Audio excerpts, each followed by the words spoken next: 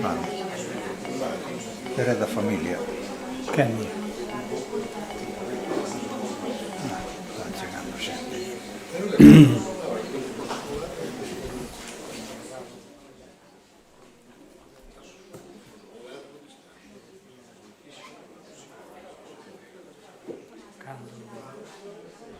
Cando queres cuidar os humanos, a nosa de Manuel, xa que é humano, non? Sí. Está ben. Eles texo os ovos con ela tamén.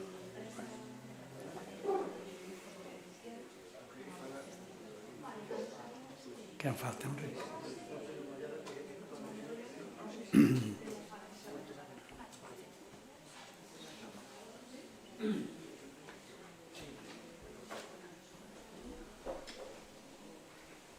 Cando nos digades. Vamos. Vale, pois non estaba previsto que fose o presentador de Manolo Rico, pero fago con gusto. Manolo Rico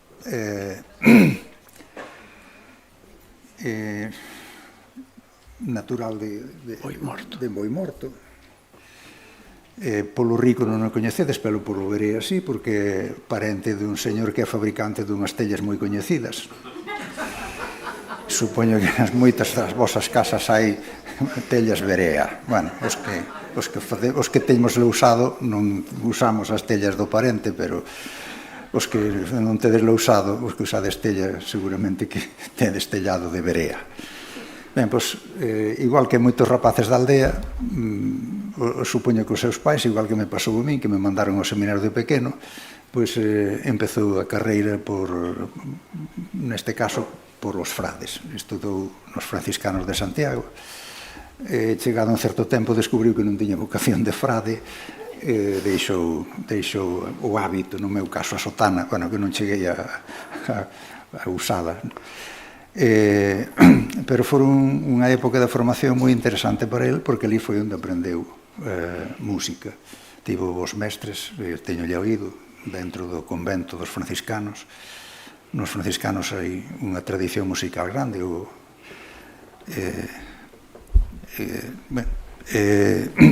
Unha vez que saiu do convento, fixo os estudos, estuvo por Madrid, por varios sitios máis. E unha vez acabada esa etapa de formación, volveuse para aquí. Na época da preautonomía estivo na Consellería de Educación de funcionario, pero ao mesmo tempo seguía cultivando a súa vocación de devoción pola música popular. El mesmo é autor dun cancioneiro das súas terras do Tamarela, ben coñecido, publicado por Galaxia, creo, non me acordo, por Galaxia. Pero despois tamén é autor de algúns cancioneiros nos que se procura unha difusión do noso cantigueiro, tanto pola parte infantil, porque ten un libriño de cantigas infantís, como de músicas, digamos, de taberna, que todos cantamos. El é principal autor, pero axudei a son firmante con el, pero o mérito é basicamente del. Un cantigueiro que se chama Non canto por cantare, que se difundiu hai anos nos almacéns de Gadis, no supermercado Gadis, algúns de vos igual o ten. Este ano volveuse a publicar e tivo bastante éxito editorial tamén. Interesouse moito pola música popular galega desde sempre. Aprendeu moito de Dorothée Schubert. Froito deste encontro con Schubert, bueno, a parte dese cancioneiro que digamos que compuxo un pouco coa metodoloxía de Dorothée, foi a reedición do cancioneiro de Luís Fernández Espinosa. Luís Fernández Espinosa tamén era un frade, eu creo que franciscano tamén. Sí. De feito, el preparou unha edición do cancioneiro que Luís Fernández Espinosa publicara no ano 1940. 39. No 39, é dicir, recén acabada a guerra, custeado por Masó. Fixo unha reedición, retranscribiu as cantigas que tiña Fernández Espinosa. Ao mellor non oístes nunca falar de Fernández Espinosa. era un frade que foi o que compoñía, ou amañaba, arranxaba as cantigas para a Coral Polifónica de Pontevedra. Era moi amigo de Bóveda, de feito foi o que confesou a Bóveda cando estaba en capela antes de ser fusilado. Ben, pois recentemente apareceu unha segunda edición deste cancioneiro. A primeira foi publicada polos franciscanos, esta creo que foi publicada pola Consellería de Educación da Xunta de Galicia. Ben, el ten moi debullado o cancioneiro, e unha das cousas que ten encontrado é que os cancioneiros, igual que nos pasa cos dicionarios, hai unha definición francesa dos dicionarios, o dicionario é un plaxio por orden alfabético. Bueno, pois nos cancioneiros galegos pasa un pouco o mesmo. As cantigas van incorporándose dun noutro sin decir cal é a fonte. Ten rastreada, por exemplo, as cantigas que figuran no cancioneiro de Torner e Val. Moitas delas non foron recollidas directamente, senón que foron tomadas de outros cancioneiros, incluso moitas foron tomadas dos arquivos musicais que hai nas agrupacións corais de Galicia. Bueno, pois hoxe vai nos ilustrar isto con 9 cantigas que Valladares lle enviou a Murguía para meter na historia de Galicia. Vai ilustrar con só unha cantiga, pero para que vexades a maneira de transmitir esas cantigas desta maneira fraudulenta dun cantigueiro para outro. Non se citan as fontes nos sucesivos cancioneiros. Entón, empeza Manolo Rico con este tema. Bueno, moi boas tardes. E agradecer á Academia que me invitara a participar neste simposio. Vou ler o relato, porque así temos máis tempo para despois poder falar se alguén quere ampliar algo. Marcial Valladares Núñez, da Estrada, foi considerado o primeiro galego que realizou unha compilación da música tradicional de Galicia. Teñamos noticias de 9 melodías recollidas e armonizadas para piano por Valladares que lle entregara a Manuel Murguía para a súa publicación no apéndice musical do primeiro tomo da Historia de Galicia, do ano 1865. Xavier Groba, na súa tese de doutoramento, danos información sucinta das melodías que no seu día lle enviara Marcial Valladares a Castro San Pedro e doutras 9 máis publicadas na Historia de Galicia que se integran nesta colección de San Pedro, digo probablemente procedentes do cancioneiro de José Incenga.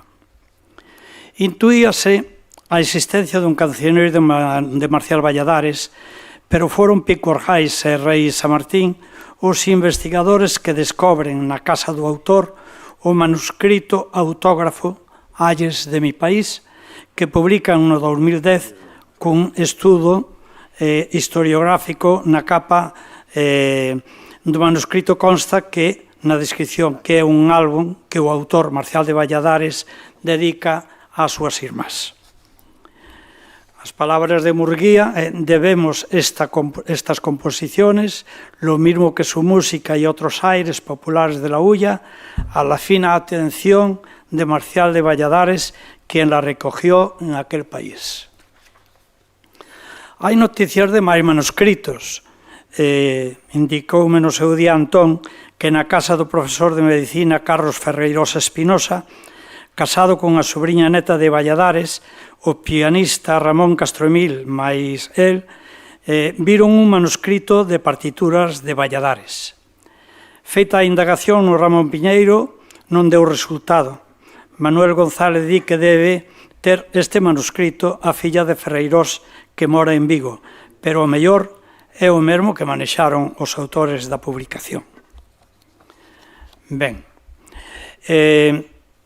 hai noticias de máis manuscritos e da colección e de coleccións como a de Santalices, que inclúe estas melodías do cancioneiro de Valladares, que despois moitas veces din é do século pasado, pero máis nada. O conxunto das melodías coletadas por Marcial Valladares, moito antes de seren publicadas, foi material para diferentes cancioneiros en que deles se citase expresamente a súa autoría. Noutros casos, mesmo parece que se escondera a súa existencia, modificando o título, a melodía, o xénero e mesmo a copla coa que fora recolleita. E os que saben algo de música poden ver a traxectoria que despois imos desmiuzar. Identificamos polo primeiro verso as 9 melodías tradicionais recollidas e armonizadas para piano por Marcial Valladares que Murguía publica na primeira edición da Historia de Galicia. Na alma se me cravou, adeus non, ti non mo digas, veña o pandeiro a ruar, uns corren para Castela, falando cunha meniña, nena que vende las peras, a sombra do limoeiro, despedida de ano vello, non te quero por bonita. Estas son as 9 melodías. Polos traballos dos citados etnomusicólogos e do autor deste pequeno estudo, imos viaxar coa edición dos cancioneiros desde Marcial Valladares ata o ano 1984. É preciso decir que neste ano publícase o primeiro tomo do Cancioneiro Popular Galego da autoría de Doroté Xúbar e Antón Santamarina, que realizan un amplo, ambicioso e científico traballo dunha recolleita planificada con documentos sonoros que se escribe e se estuda de forma sistemática tendo en conta o ámbito literario e o ámbito musical. Schubert, membro do International Council for Traditional Music, que desde os anos 80 integrárase nas actividades do Grupo de Estudos sobre a Análise e a Sistematización do Corpo Musical das Nacións Europeas, que modifican e van dar resposta a interrogantes que aínda teñamos entre nós. No Cancioneiro Musical de Galicia, na edición que personaliza Filgueira Valverde, este autor escribe no limiar parte do decálogo do Seminario de Estudos Galegos do que era membro. A praxe científica dun estudo exixe citar a aqueles autores que se reproducen e, no caso dos cancioneiros, deben citar as fontes, a procedencia das melodías e mesmo os colaboradores. Se os cancioneiros anteriores a 1982 tiñan algunha destas eivas, os posteriores non se deron por sabedores desta reprimenda do antropólogo e escritor pontevedrés. Mais ben, foron en dirección oposta. Incorporan o material etnográfico ocultando, baixo formas variadas, a súa orixe e o seu primeiro colector. A celebración do Día das Letras Galegas deste ano, no que Adolfina, Rosa, Asunción, Prudencia, Manuela, Teresa ou Eva personalizan unha homenaxe a todas as informantes, cantareiras, cantareiros, pandereteiras, pandereteiros, que souberon guardar o legado poético musical e transmitírllelo aos colectores e colectoras. Tamén debe posibilitar un cambio na valoración e no uso do corpus do cancioneiro tradicional. Desde os primeiros colectores ata 1984, posiblemente non estaría de máis pensar nunha revisión de todos eles. A situación na que estábamos, despois duns primeiros pasos moi positivos, coa presencia de Adaliz na Coruña, de Incenga e Pedrer no Estado, volve a ser a descrita por Rogelio Groba en Galicia Cantada. E leolles porque era director dun conservatorio e non se entende esta descripción que fai do cancioneiro tradicional. Folclore, primitivismo, anquilosamiento, rutina, son hechos que se apartan de la actitud progresista. Bien está conservar lo diferencial, pero va siendo hora de que estas señas de lejanas raíces étnicas cristalicen en obras de calidad. Non merece máis comentario.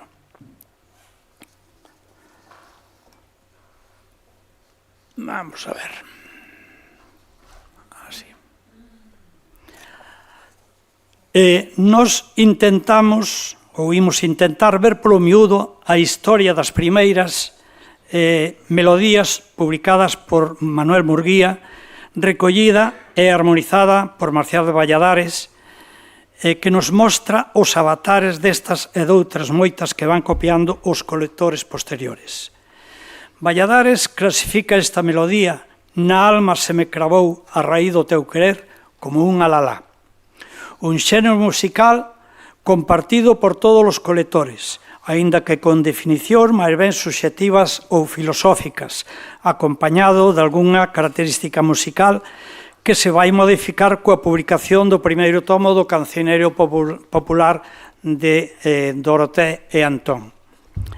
Este grupo de melodías define as Doroté Xubar como cantos arcaicos de ritmo libre, que teñen as seguintes características. Normalmente son melodías de 2 versos e case todas teñen un ámbito estreito. Carecen de acompañamento instrumental melódico ou rítmico e interprétanse a capela de forma pausada entre moderato e adaxio e con frecuentes melismas. O intérprete goza da liberdade na realización do modelo melódico. Empezamos xa que logo polo primeiro e así poderíamos decir de cada un deles. Na alma se me cravou a raíz do teu querere. Mentres no mundo viviré, outro amor non hei de tere. Marcial de Valladares ofrece a transcripción deste canto de ritmo libre na tonalidade de si bemol maior. Manuel Murguía, como xa o dixemos, publica no apéndice musical da Historia de Galicia. Marcial de Valladares vai a publicar esta melodía no apartado de Cantares Viejos e Nuevos de Galicia co título de Queixas. A tonalidade empregada, sen que modifique a melodía, é de Fa maior, pero engádelle 2 versos á copla orixinal, e, polo tanto, os versos musicais, e prolonga a melodía nos versos segundo, cuarto e sexto. A execución en alegreto vivo para negra e acompañada de piano xa elimina as características que nos dicía Doroté Xubar.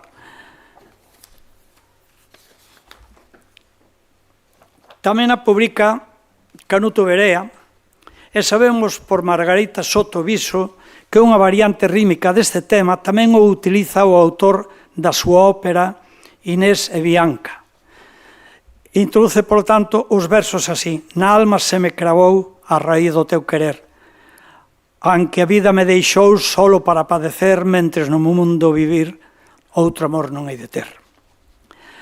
Danos noticias Margarita Soto tamén de melodías do cancioneiro tradicional galego que utiliza Valdomir Rodríguez na zarzuela Santos e Meigas.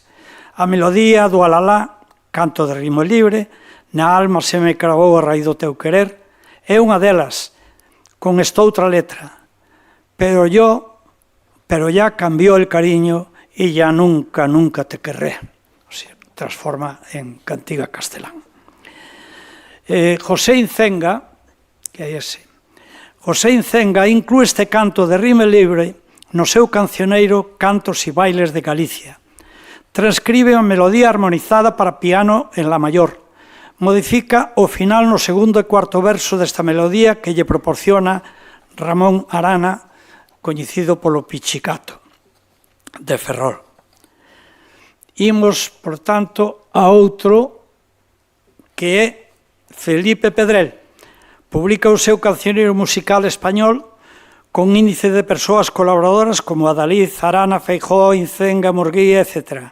Reproduce esta melodía do canto de ritmo libre con armonización para piano que lle proporciona Arana. Recupera a tonalidade de Incenga e modifica a letra na transcripción de Valladares. Unha noite moi escura, morre a luz o meu amante, queira Dios que o día veña e o luceiro se levante. Con algúns erros por aquí que Antón me axudou a reconstruir un pouco máis lóxicamente.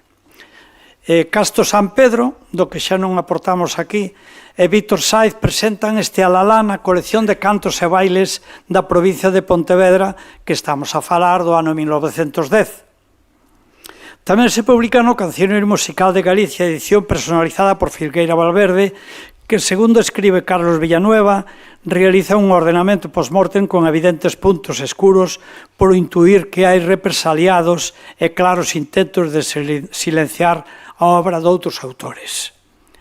A inclusión desta melodía na colección San Pedro, na colección de cantos e bailes de Pontevedra e no cancioneiro musical galego de Xavier Gro González, procede da colección de Incenga, dado que repite esta versión na tonalidade, no tempo, adaxio e nos finais dos versos da primeira publicación. Chegamos a Así canta Galicia, de Daniel González. En Así canta Galicia, indica na portada que é unha recopilación e estampas orixinais do folclorista e director da Coral de Ruada de Ourense.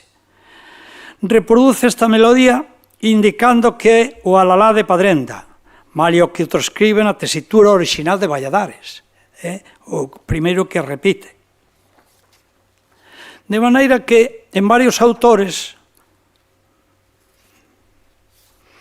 de cancioneiros disimulan a apropiación indebida e boa mostra é a deste folclorista, porque das 29 melodías de Ayes de mi país de Valladares, Daniel González, o autor de Así canta Galicia, inclúe 26 no seu cancioneiro. E iso sen citar fontes, nin facer constar bibliografía ninguna. En este caso, o máis lamentable é que desorienta por ocultación a orixe das melodías, de forma que o alalá 2, Pasei pola túa porta, e en Así canta Galicia, alalá de Paradiña, con outra letra. Padrenda, sí. A cantinela de Valladares moito te precias guapiño, convértese en Así canta Galicia no alalá de Avión. Adeus non ti non mo digas, pasa a ser o alalá de Pidre. A pandeirada veña o pandeira ruar, e agora tríadas de untes. E finalmente, uns corren para Castela, vai ser o alalá de Coitelo, e así sucesivamente.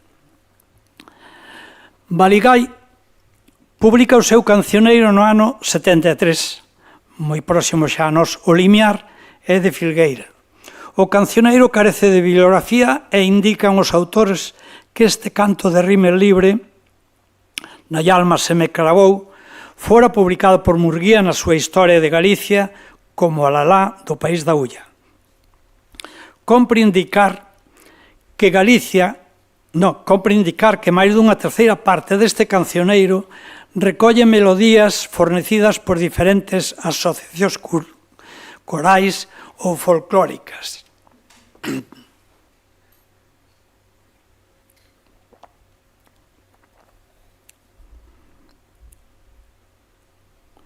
Sin que se indique procedencia nin nome do seu colector. As agrupacións corais que participan neste cancioneiro son Cántigas da Terra, Cántigas e Aturuxos, Flores e Silveiras, Aires da Terra de Mondariz, Sociedade Artística de Tea, de Mondariz, Enxeves de Ourense, Ruadas de Ourense e Agrupación Artística de Vigo. Por vir ao conto pola publicación do cancioneiro de Luís María, diremos que estas entidades tamén proporcionan as partituras do cancioneiro de Luís María, pero sin indicar a súa autoría, nin a procedencia. Carlos Villalba é o último cancioneiro que revisamos, é do ano 76. Nel aparece tamén este canto de rime libre transcrito por Valladares. Unha vez máis, botamos de menos a bibliografía utilizada e a procedencia das melodías. Colofón. Este sucinto percorrido permítenos apreciar unha carencia de formalidade e de rigor nas publicacións sucesivas dos cancioneiros de música tradicional. Incluímos os documentos sonoros cuxas melodías non levan referencia bibliográfica ou, caso de as levaren, mesmo poden chegar a perturbar o correcto coñecemento dos entendidos na materia. Como escribía Filgueira no limiar do Cancioneiro Musical de Galicia, son moitos os que preferiron a honrada declaración de procedencia un deshonroso silencio sobre a fonte das súas investigacións. Vaya como exemplo ilustrativo a espadelada de penosiños que oín interpretar esta primavera en Son de Seu, e Vigo, e que retransmitiu a televisión galega, indicando que este canto procede de Así canta Galicia ou do Cancioneiro Galego de Baligái. Pois, señores, este canto de pandeiro, ou Muñeira Vella da Carballeda de Avia, recolleu na Vítor Sáez Armesto no ano 1905. Inclúese na colección de cantos e bailes da provincia de Pontevedra, no ano 2010, da autoría de Castro San Pedro e Vítor Sáez. Tamén foron parte da colección de cantos populares que utilizou Fernández Espinosa naquela primeira conferencia concerto sobre o canto popular galego en Vigo no ano 1922, ou sexa que está ben documentada. A falsa denominación desta muñeira e o feito de ignorar o verdadeiro colector xa procede de outros grupos folk que a publicaron e interpretaron en documentos sonoros, pero a Orquesta da Escola Municipal de Vigo, a ETRAD, e a Televisión Galega tamén, deberíamos exixirlle máis rigor documental do que adoita neste caso. Manifestaba Dorotea Xúbar nunha entrevista do ano 88 que os colectores predecesores do cancioneiro popular galego realizaron un traballo loable, pero que precisaba ser revisado. Esta revisión, deixando aparte outras cuestións técnicas, debería ofrecer un único cancioneiro de música tradicional de Galicia que fose predecesor do cancioneiro popular galego e que, a súa vez, debería recoller as melodías do primeiro colector e desbotar todas as reiteracións. Outro tanto cumpriría facer co corpo literario do cancioneiro popular. Pola mañá algo saiu deste tema, porque, de non ser así, seguiránse publicando cancioneiros de maneira reiterada, unha e 100 veces, e, polo tanto, cada unha das cantigas publicadas xa nos anteriores. Desto podenos falar ben o señor Blanco, que está aí. Esta revisión metodolóxica levaría aparellada unha corrección idiomática. Habería que analizar as causas de todas esas incorreccións.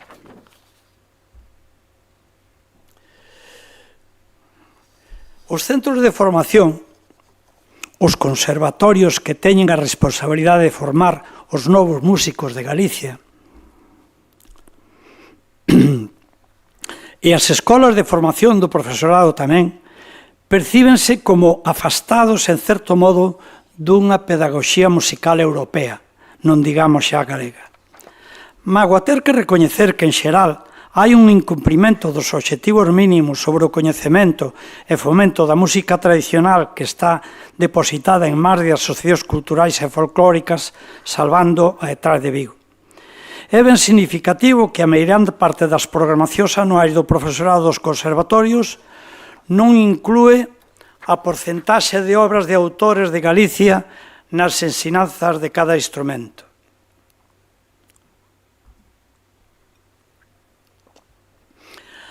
Haberá moito que esperar aínda para que desperten do seu sono as institucións educativas, os conservatorios e as escolas de música para que asuman a súa responsabilidade de integrar nos programas tanto os cancioneiros como a aprendizaxe das obras que están publicadas. A etnógrafa Dorotea Xúbar auguraba mellores tempos para a reincorporación da música tradicional na nosa sociedade e expresaba tamén a esperanza de que se modificara a visión e o concepto que merece a música popular, de que se incorporara o ensino de instrumentos tradicionais, nos conservatorios e de que se formara ou fomentara a utilización do patrimonio musical de Galicia para enriquecer os valores da persoa e da súa formación musical. Esperemos xa que logo que este ano no que tanto falamos e festexamos o legado poético musical transmitido de xeración en xeración, ata a actualidade sexa o punto de partida para o decoro de institucións e centros educativos que deben velar por este tesouro signo da nosa identidade cultural. E para rematar, aínda que debía ser esta cantiga que me fixa a suxestión Antón, temos que rematar coa Lalá de Muxía. Do que hai moitas letras, e eu escollín esta. Vedela colá, benvindo, Nosa Señora da Barca, Nosa Señora da Barca, Nosa Señora da Barca, vedela cola benvindo, na súa lanchiña nova, parece que vai dormindo. E nada máis. Moitas gracias, señores, por escoitar.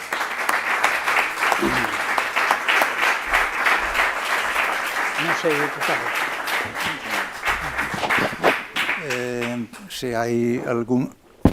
Se hai algunha pregunta que facerlle o conferenciante, pois é o momento agora. A ver, vai. Eu quería preguntar justamente por este fío didáctico, este lanzamento de Luba cara ao ensino, ¿no? Por un lado, que modelo de introducción proporías desde a túa experiencia? Como crees que estamos pois, de materiais para facelo ou de recursos tamén humanos? E o fío diso iría tamén ás facultades de formación do profesorado que tamén mencionaches, non? Que habería que implementar ou que novamente, que posibilidades ves de cambios? Porque eu agora estaba pensando como, bueno, persoa que traballo na formación de profesorado, non? Dicía, realmente, desde o que máis coñezo que é a didáctica das linguas e as literaturas, posiblemente non se toca moito. Desde música farase. E agora, ademais, que justamente estamos nun proceso de cambio, bueno, pois das normas ECI que van regular a formación dos mestres e mestras no conxunto do Estado, e que o mellor ata tampouco son moi beneficiosas de cara xa mesmo a perspectiva máis galega. Pero bueno, como verías, no? Que crees que se podería facer? Publicadas, o material publicado está, porque falamos deso antes. Eu levo toda a miña vida publicando libros para a escola e todos van precisamente de música. Eu creo que temos no cancioneiro tradicional un material inmellorable para introducir a música na escola. Pero é que, ademais, xa non digamos os decretos correspondentes de educación primaria ou secundaria de Galicia que o din claramente. Tamén o digo dos conservatorios e das escolas de formación. O decreto 2007 que establece o currículo das ensinanzas profesionais de réxime especial de música nos obxectivos xerais dispón que se deberá fomentar a utilización do patrimonio musical galego. Pero ti que estar nunha escola, pois eso eu recordo o negativo que era hai anos, hoxe estamos moito mellor. Recordo, sin máis, que no ano 90 aínda non había un libro de música para as escolas. E por iso daquela a miña urxencia de sacar Vente Vindo, a Rolín, cantos de verse tradicionais. E claro, hai moita xente que o segue, que sí, que lle valeu. Pero estamos no mesmo problema que a lingua galega, non? É o mesmo problema. Mirade, lin antes a reflexión que fai neses cadernos de melodías de Galicia Groba, era director, un conservatorio. Non se comprende como un conservatorio en Galicia prescinde moito profesorado da música de Galicia.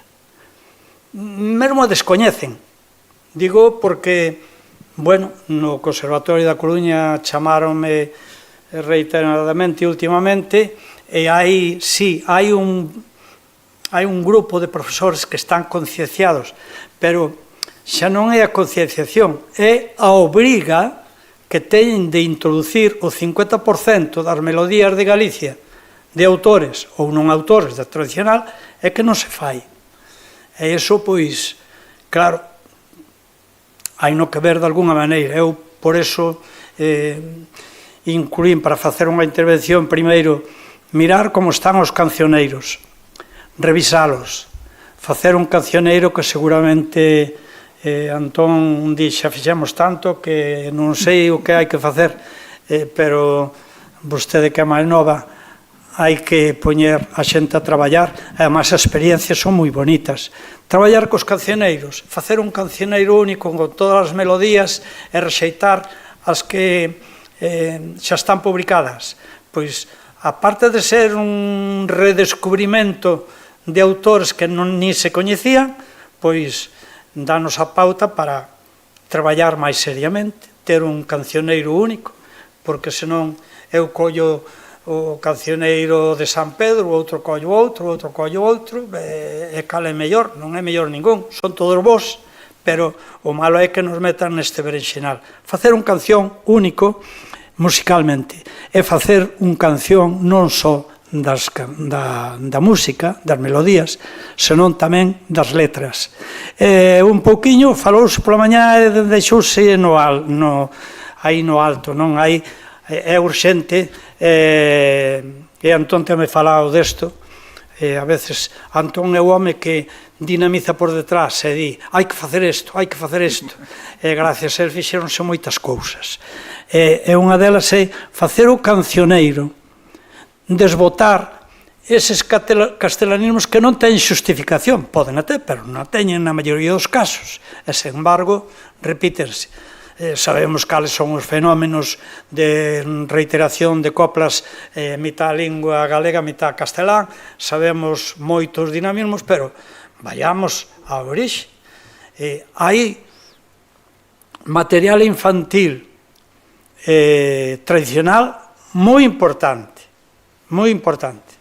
Eu, en o último cancioneiro que saquei, o Benvin Biribín, os animais do contorno e todas as melodías básicas que se ensinaban aos nenos antes de que eles falaran, porque se lles cantaban, e cando xa falaban, xa levaban incorporado precisamente este material imprescindible e fermoso. É o que, de feito, vincula dunha maneira especial a nai que canta, ou a avoa que canta, ou o avó que canta, porque está transmitindo algo máis que unha rima, está transmitindo moitas cousas. Non sei se era isto que querías.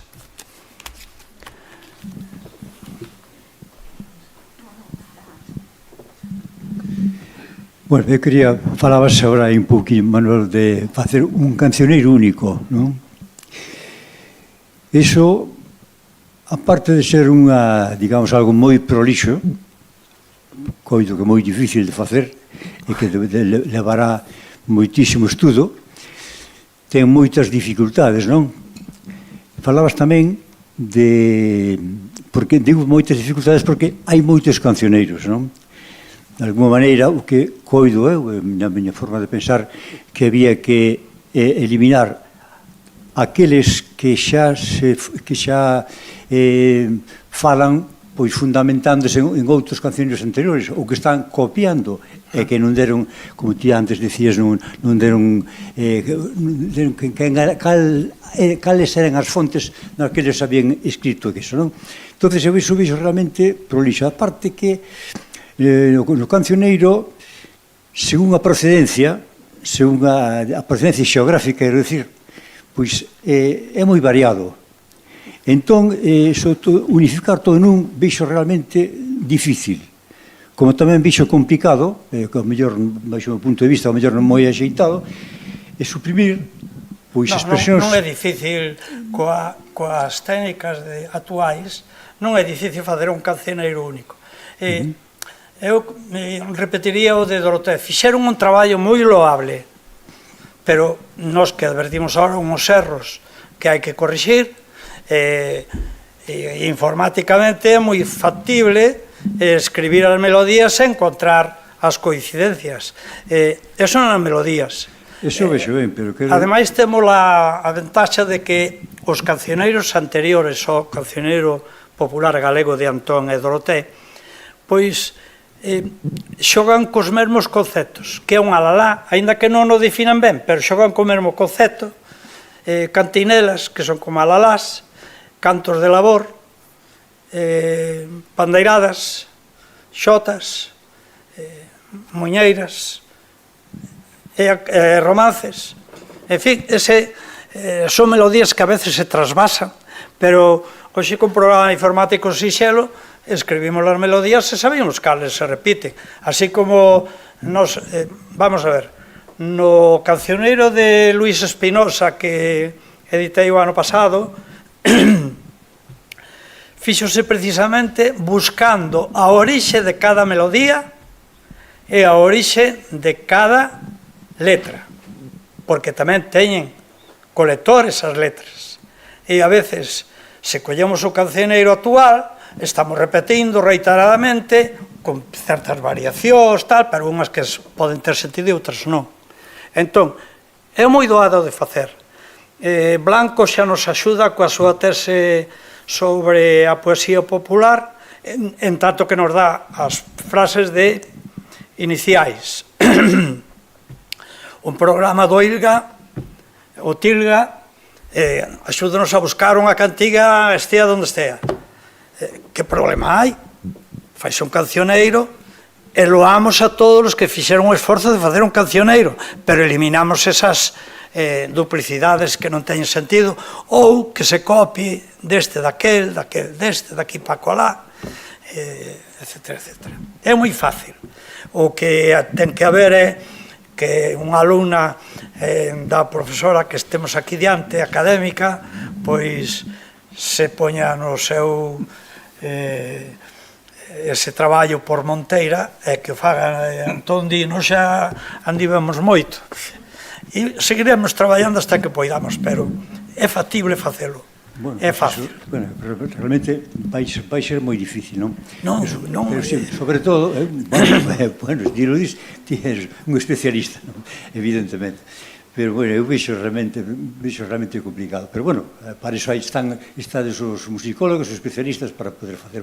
O que si vexo ben, o eliminar as duplicidades, iso que falabas de que algúns autores de cancioneiros pois están se basando ou baseando no que dicían outros anteriores, iso sí, evidentemente.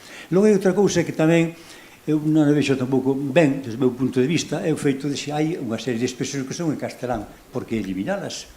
Porque se cantaba así, se a xente o faz desa maneira, por que vas a eliminalo? Depende. Non vexo por que motivo. Depende. Non é porque poñero exactamente en galego, cando mellor ten unha expresión o mellor un poquinho diferente, ou, bueno, pois é a maneira de cantalo. Manel é un bo bailador, foi presidente, me parece, da Turuxo, non? É un home preocupado, pero neste caso, pois, bueno, eu diría, Manuel, hai castelanismos que poden ter unha xustificación, outros que son copia, ou simplemente que o informante che diga eu tamén sei castelán, non fun á escola pero sei castelán, e lanceche en galego, que traducen e o día seguinte dinche en galego. Se a copla matriz, que sacas sempre existe, a copla matriz está en galego, as outras están en castelán en algunhas frases porque lles dá a gaña, porque o autor non o quixo. Ou seja, nós temos que empoderar que fixeron un traballo magnífico e así chegou a nós o cancioneiro de todas as informantes e todos os colectores. Pero non todo o que está escrito é palabra de rei, é palabra invariable. Non. Exixe unha revisión con criterios ben pensados. Hai castelanismos, en moitos grupos folclóricos, ti sábelo, porque procedes dun, non, é que este recolleuse así, e eu digo así tamén. Dice, eso non é criterio ningún, porque hai que ver como foi, eso é como se eu collo unha informante, tive unha informante que de vez en cando me cantaba cousas portuguesas, e eu dicía, pero que é isto? E entón un día dixelle, Esperanza, ti porque sabes cancións portuguesas?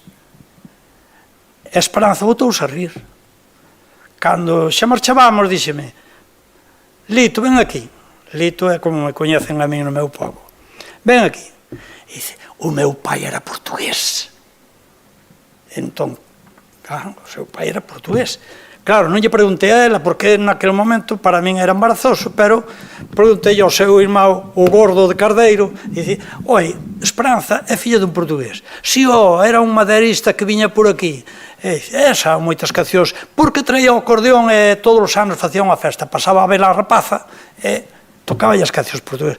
Eran as que lle gustaba cantar a Esperanza. Pero tamén sabía o galego. Sí, pero a veces a orixe... Ahora, esa mistura que lle das palabra que non se pode variar, ou descuidado contaminacións, cuidado melodías, cuidado letras. Cuidado, un paréntesis, é o que ten que facer o bo colector, o bo chega, pero hai que mirar o material, non todo o material. Falareino contigo máis en detalle. Quero dicir que falabas da orixe, non? Pero a mellor a orixe, en dúas coplas, e remito o que falabas antes dos primeiros autores de cancioneiros, non? Que recollían precisamente tamén frases que están en castelán.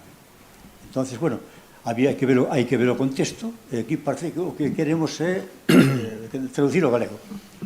Falaremos eso. Hai que conservar a raíz, o orixe, non? Falaremos isto, Manel, falaremos o ti e máis eu, que ten moito que falar este tema.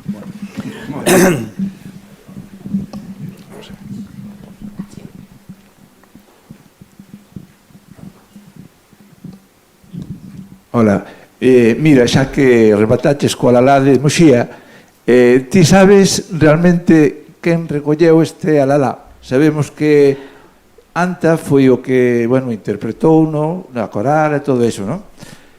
Despois estuvo Tornera en Muxía, me parece que foi no ano 33 ou 34, anduvo por aquí, estuvo na Festa da Barca, escoitou os Alalás, fala moi ben, e comenta dun Alalá que era moi antigo e tal, non sei se refere a esta Alalá de Muxía. Ti tens algunha información deso?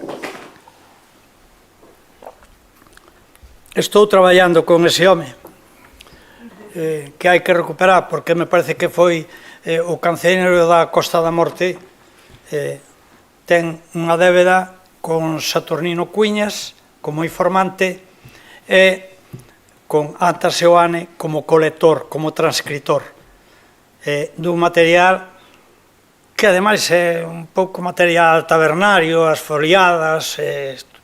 Este Alalá, polo que poden ver, esta letra que cantei recolleu na Anta.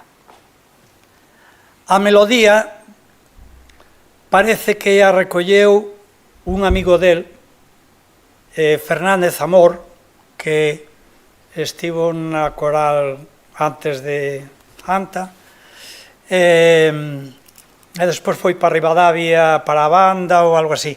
Moi querido están aí nos límites porque moitas cousas as collían os dous.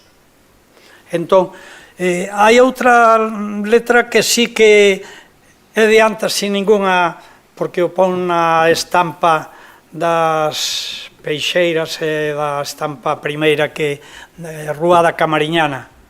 Pasei por Camariñas. Esa recolleuna el. Eu creo que é a canción máis afortunada case do cancioneiro, porque non trouxen aquí documentación, pero a parte de estar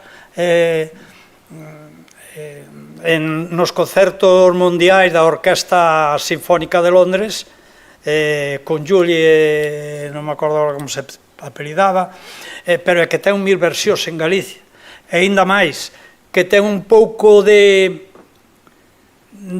xustaposición dunha melodía que na montaña chamamos Foliada da Coruña, que é a Parta Loureiro Verde.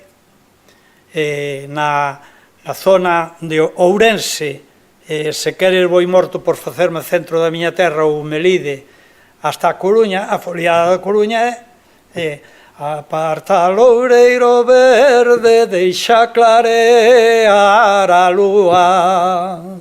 Eu pasei por camariñas, pasei cantando. É a mesma melodía, é simplemente que aló chamámoslle Foliada da Coruña porque ten o retrouso que di vivir na Coruña, que bonito é andar de parranda e dormir de pé. A veces as corais, nese exercicio de hoxe canto aquí, mañá colá, hasta teñen outra Foliada da Coruña.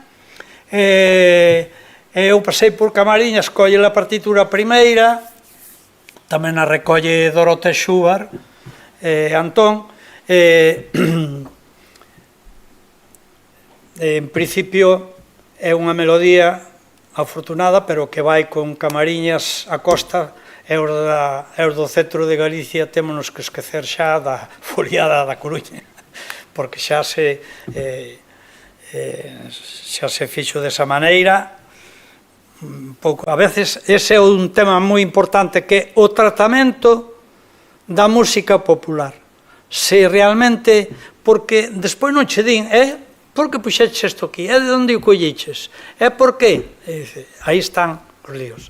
Bueno, volvendo á pregunta, a veces é difícil aínda hoxe, eu que estou traballando con material de primeira mão, saber un autor concreto, pero parece ser que Fernández Amor e Anta iban bastante unidos, e entre os dous anda a cuestión.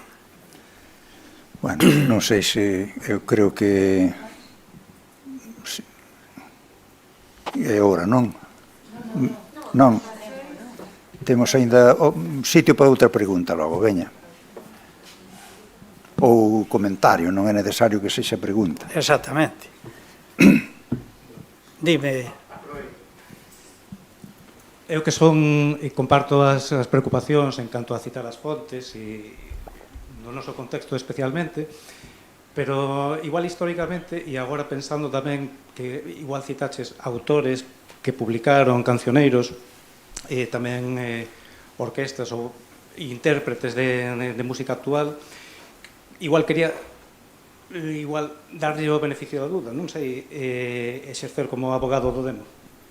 Si, claro, sempre en todos estes casos, cando non se cita, nalgúns casos non será ocultación, sino máis ben desleixo, o sea, despreocupación, digamos, como ese pensamento que sí que me teñen transmitido persoas, non? Que, bueno, isto é de todos, non? Como isto é en folclore, isto é tradicional, e igual, se fan tabula rasa, é dicir, non se preocupan pola autoría, igual pola propia tampouco, non se preocupan das dos demais, pero, bueno, en todo caso, en canto aos autores que citas, pensas que hai algún que puido obrar máis a propósito, digamos, e outros simplemente ser despreocupados, ou quero dicir que puderon circular, podían mesmo nin saber cal era a orixe, senón recibir unha copia de alguén, utilizala, e eles mesmos igual non coñecer a fonte.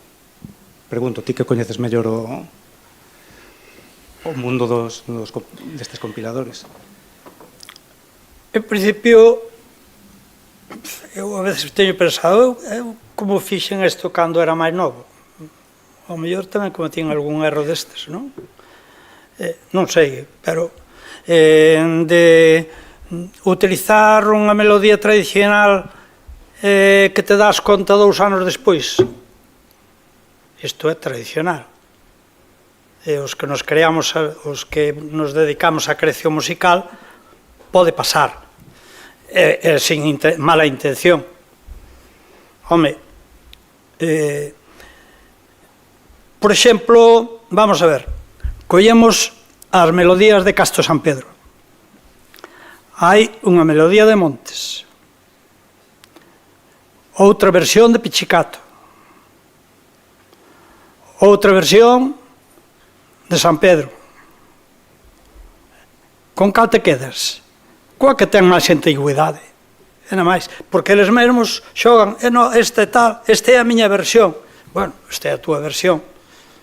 Ben, con todo o que é e representa, porque os autores dos cancioneiros tradicionais que teñamos ata agora foron os nosos transmisores, foron donde nos recuperamos no seu día, cando nos decían que non se debía cantar, pois gracias a eles cantamos, ou sea, recoñecendo o valor que teñen. Pero eso non implica fazer unha cousa ben feita daqui pa diante e non xogar con... Incluso podían facerse as variacións, non? Podían facerse as variacións, pero deixando por sentado. O que eu fixen con Luis María ten toda esa intención. Son destes, son do outro. Luis María publica. Outra cousa é se ten permiso para publicar do autor. Se era íntimo amigo de Víctor Saiz, lóxicamente tiña que ter permiso. El foi quen lle dixo a San Pedro: oi, vai a ver ese frade, dalle unha apertamiña, que é meu amigo, que che vai axudar a transcribir eso, porque ti xa sei que non vas transcribir. Entón, pois, transcribe.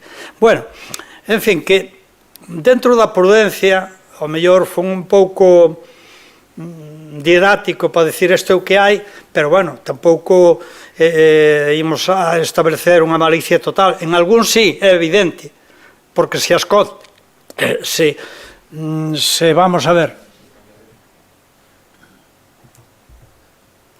pois xa escapou ou está ali. Vamos a ver, mira, ti ademais que és un bo músico. La llana se me cravou e a raíz do teu querer. Mira, que non me poña como alalá dun concello de Ourense, porque ademais por encima recolleu a partitura original.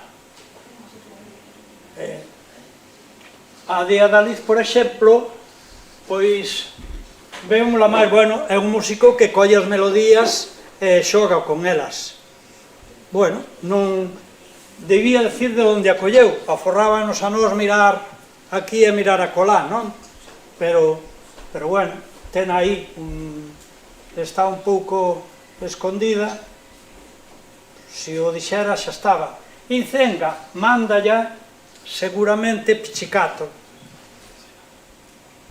Seguramente, digo seguramente, porque as de que non a puxen aquí, a versión de Castro San Pedro, ainda que pon no original Figueira, que procede de Incenga,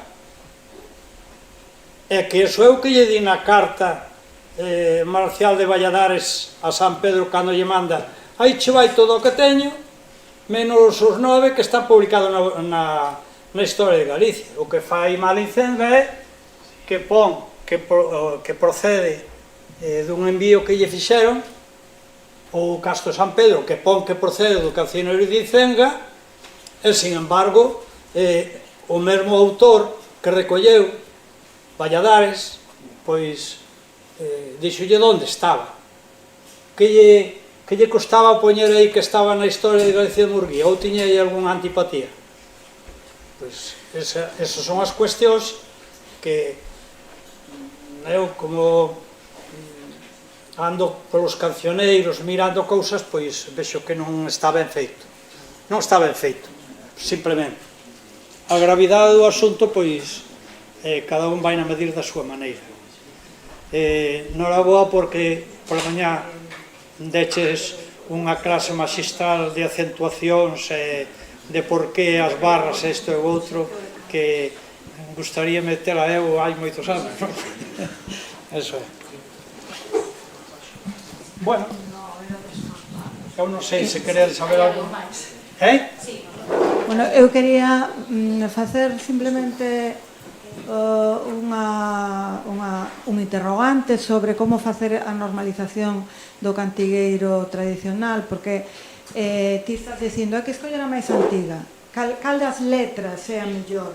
Entón ti dis, hai que escoller a máis antiga. A máis antiga supoño que te refires a que foi recollida nas recollidas que temos, a que aparece polo primeiro colector. Pero eso creo que non asegura que sexa realmente máis antiga. Se cadra a versión de Pedrell realmente era máis antiga, pero recolleuse máis tarde. Quero dicir, o que temos constancia é dos textos que foron recollidos pois en circunstancias azarosas, e iso non nos dá a garantía de que sexan realmente máis antigas.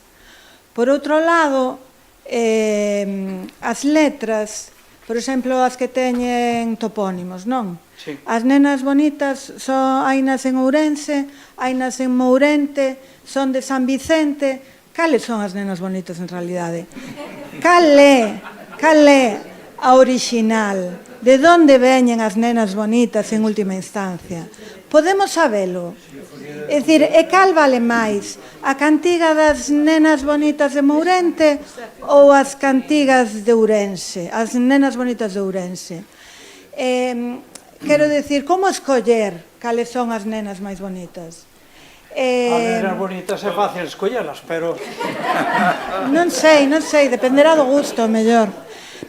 Quero dicir que creo que unha das esencias que ten a literatura tradicional, a poesía popular, é a variación. Mesmo na música, o se decía Sergio, que non debemos ser absolutamente, non quería dicir a palabra fiéis, pero si aparece unha nota, pois que ao mellor nunha recollida que se faga escravos da partitura, porque se aparece unha nota, ao mellor se lle vas facer unha recollida ao mesmo informante, ou un ano máis tarde pois aparece outra nota, ou ao mellor resulta que non foi tan recollida, ou ao mellor resulta que noutro sitio se di con unha ligeira variación. Entón, como escoller? Cal é a mellor? Se cadra, acabo xa, perdón. Se cadra, a cousa sería facer recollidas de locais, de sitios, e despois sí, podemos facer, como ti fixeches, unha análise xenealóxica das melodías e das letras, e ver de onde ven, cal puido ser a orixe, pero como escoller, exacto, como se fai na crítica textual, non? Pero como escoller a mellor, como decidir de cales son as nenas bonitas, non? É unha pregunta que saio porque me causa unha certa perplexidade. Antón tenme dito algunha vez que eu lle fago así unha pregunta destas e dices, souber eu eso xa sabía todo.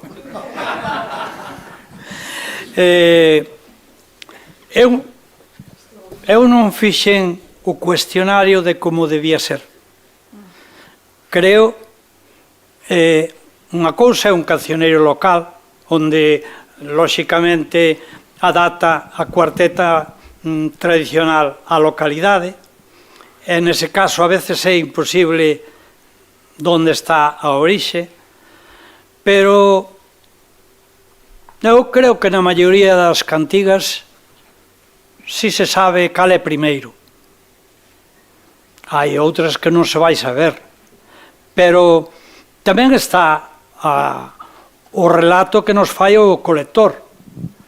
Se Rosalía documentou, poñemos por caso, xa se sabe que existía naquel momento. Outros autores a documentaron e son os primeiros. Incluso non teríamos que...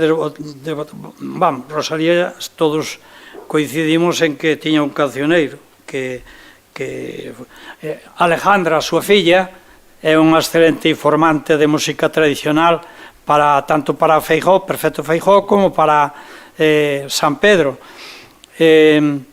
Entonces quere dicir que bebía do cancioneiro popular.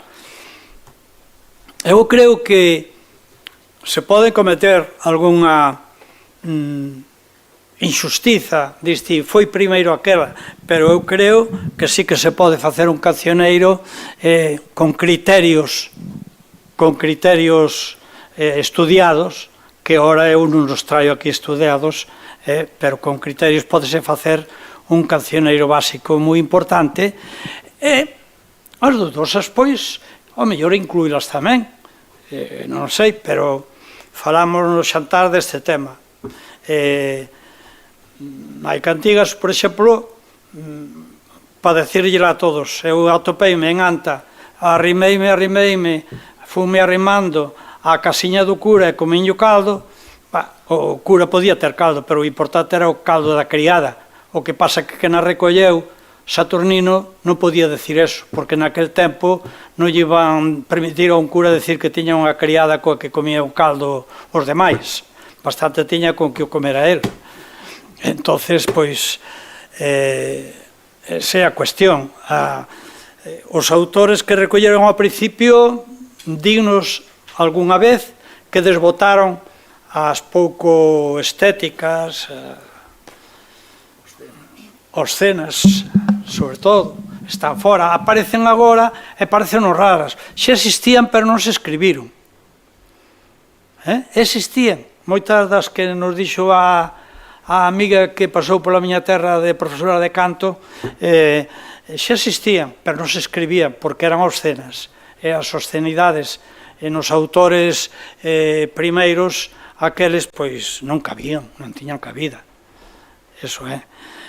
Eu creo que é posible, pero, bueno, tampouco podría ser unha escolleita. En moitas cantigas sábese cal é o patrón e cales son as que se van desenvolvendo despois. Se falamos das cantigas que nos decía pola mañá, ou eu pedinho a unha nena, pois claro, pedinho a unha nena no pasadoiro do Prado, alo no Alto da Eira, unha non rexía o vergallo, outra non rexía a madeira. Dice, cal é a primeira? Pois, non sei, pero en tal caso é un cancioneiro específico de esas cantigas concretas. Non sei, Antón deso sabe máis.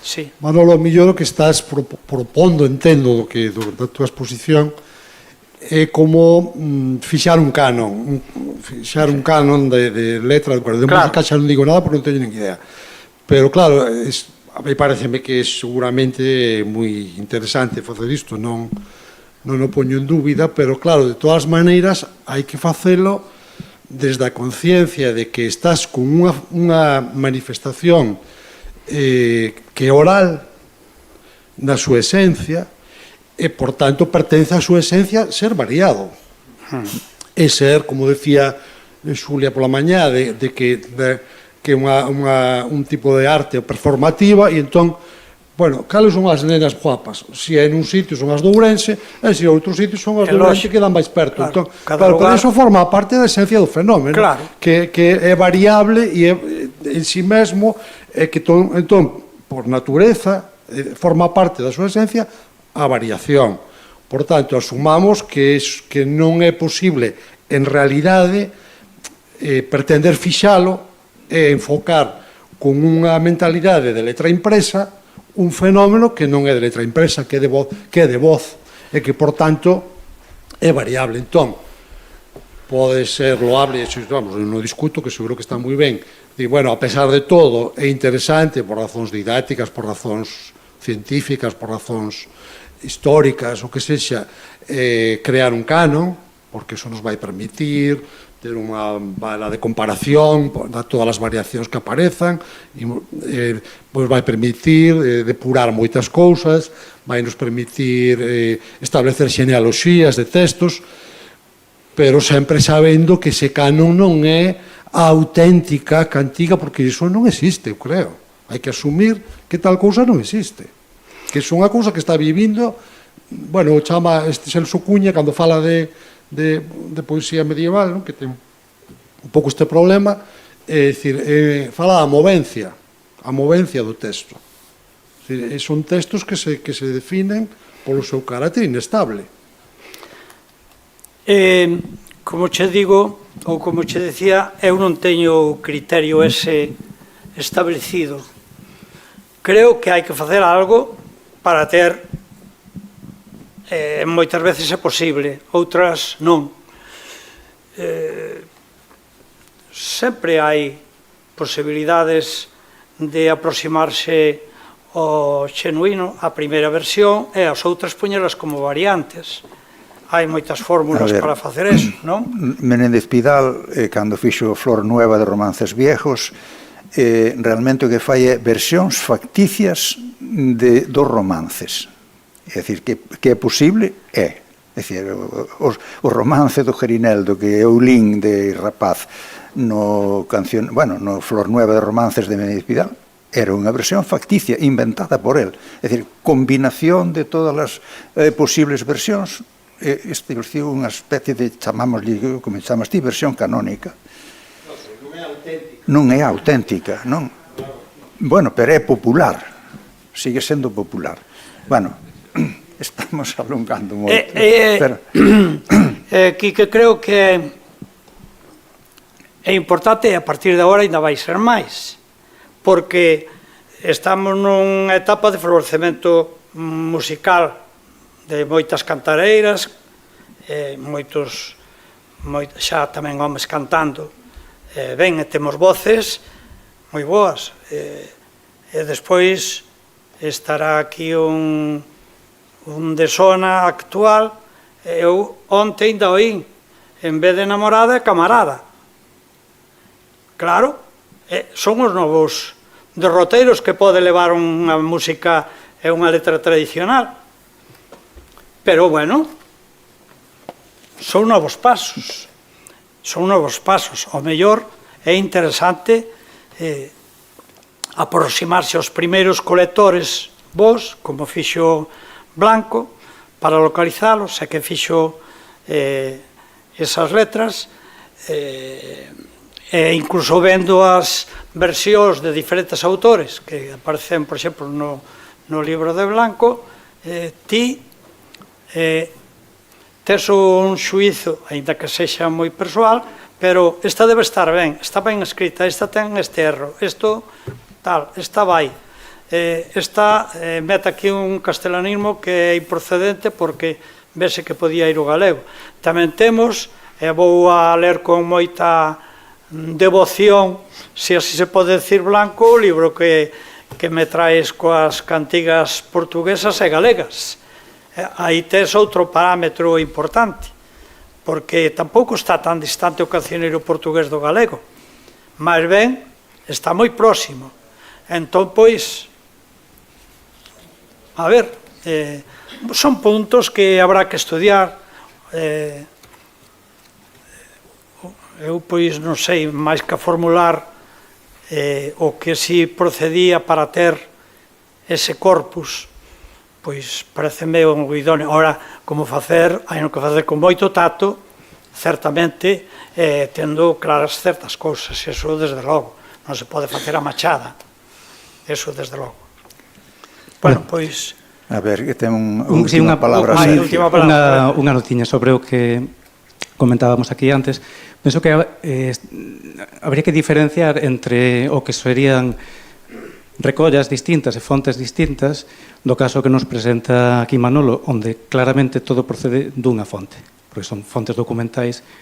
Non quero dicir que todas copian a primeira, igual algúns copian a unha copia, pero o caso que nos presenta Manolo é claramente reducible a unha primeira fonte, porque as outras non tiveron outra fonte oral, outra fonte viva. Digamos, aí está claro.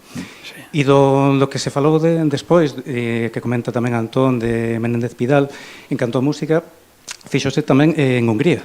Isto é útil, é dicir, non solamente un ou dous compiladores, sino todo o grupo de investigación en música tradicional do que agora é o Instituto de Musicoloxía.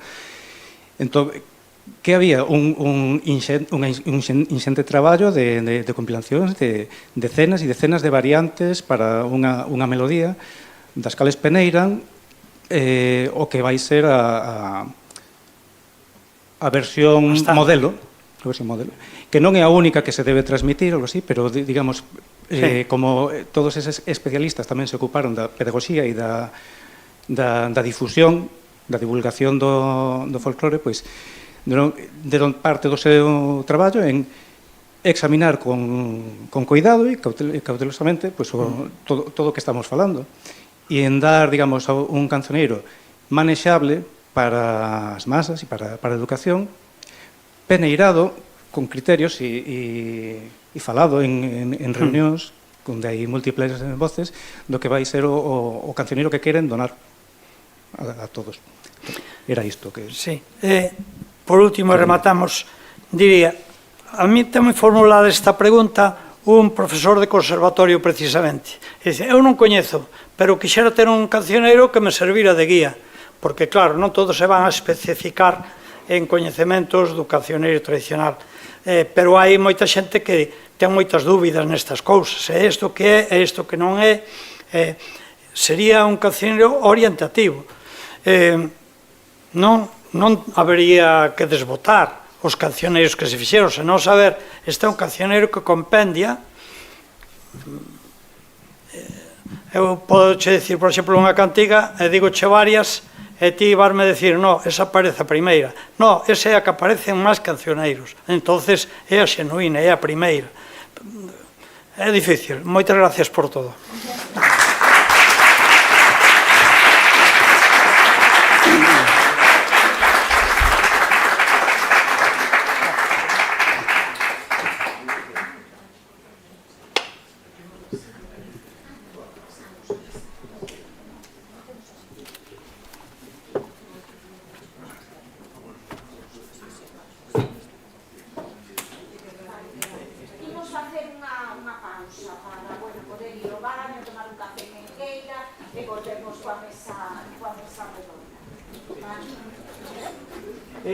Mandaron de dicir que estes libros que hai aí son para que nos precise.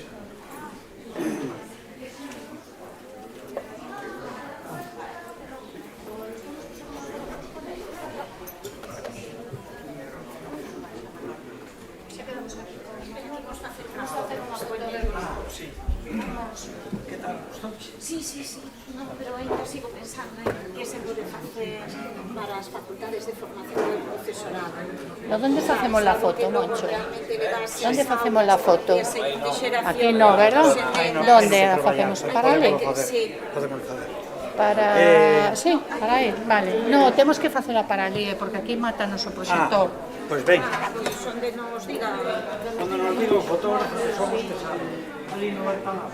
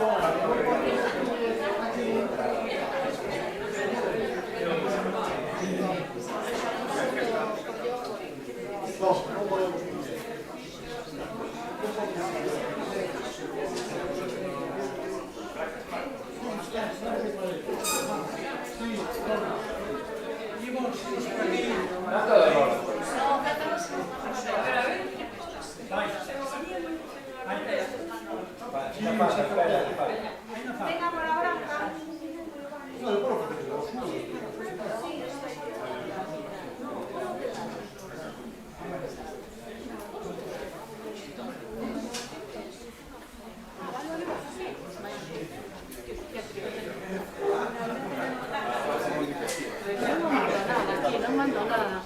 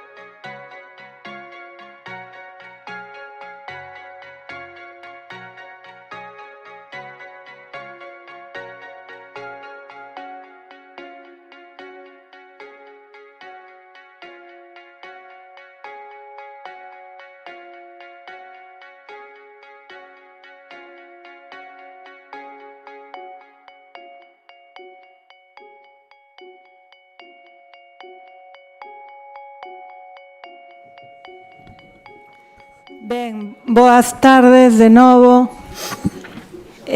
Imos comezar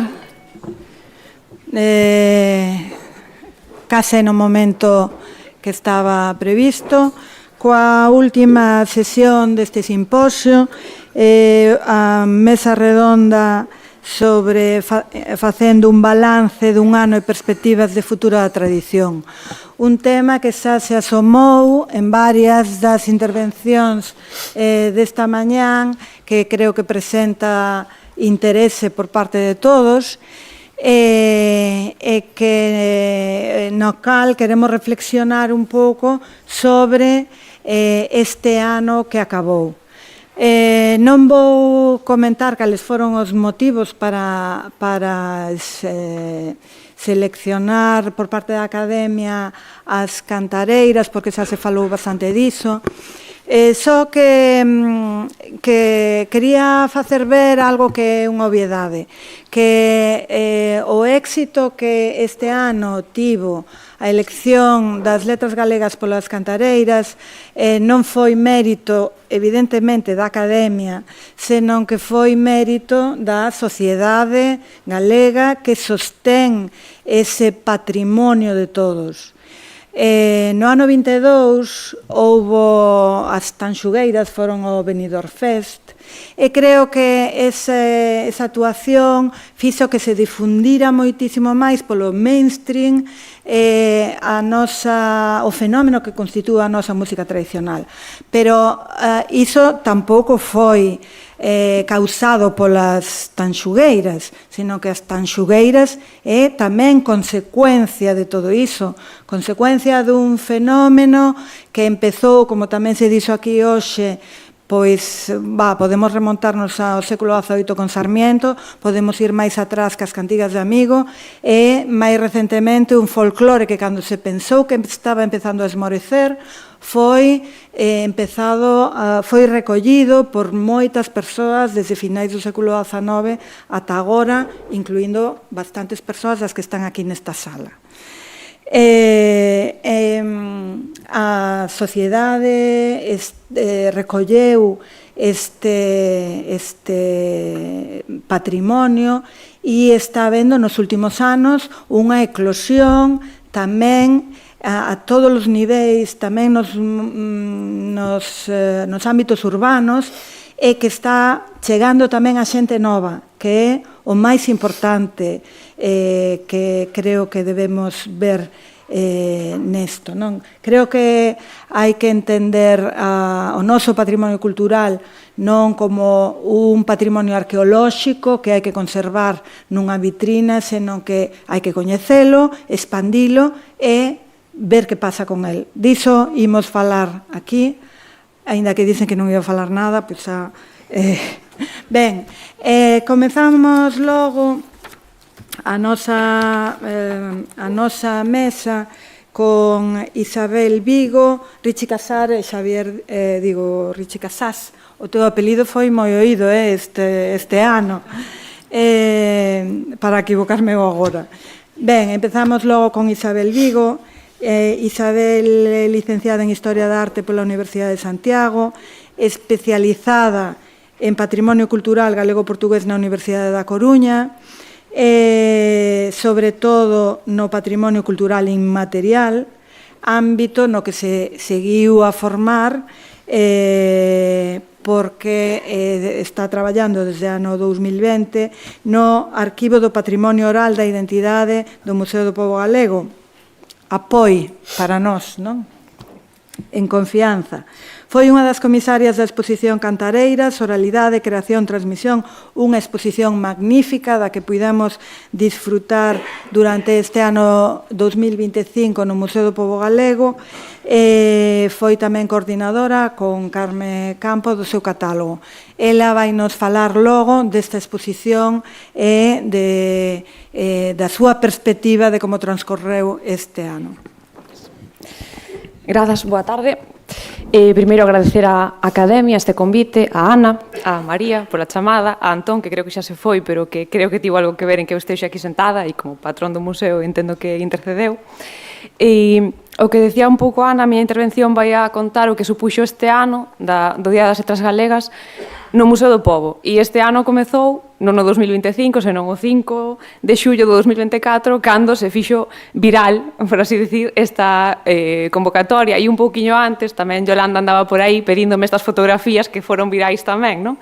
Se algo significou para o apoio para o Arquivo do Patrimonio Oral este ano Cantareiras, foi o aumento das solicitudes de cesión, é dicir, materiais do arquivo que saíron para exposicións, para publicacións, principalmente pois das homenaxeadas e nomeadamente a Delfina e Rosa Casás, porque a par das fotos que a familia cedía, non? Según correspondía, as de Dorote Xúbar, por ser informantes de Dorote Xúbar e nós ter ese fondo, foron estas dúas principalmente as máis solicitadas, e a que tedes á dereita é a única que se llevía realmente a cara a Rosa ou a de Riche, entón era a máis solicitada e a que estivo en multitude de exposicións, e a propia Real Academia foi que na solicitou e por eso poñía aí esa captura da web da Real Academia.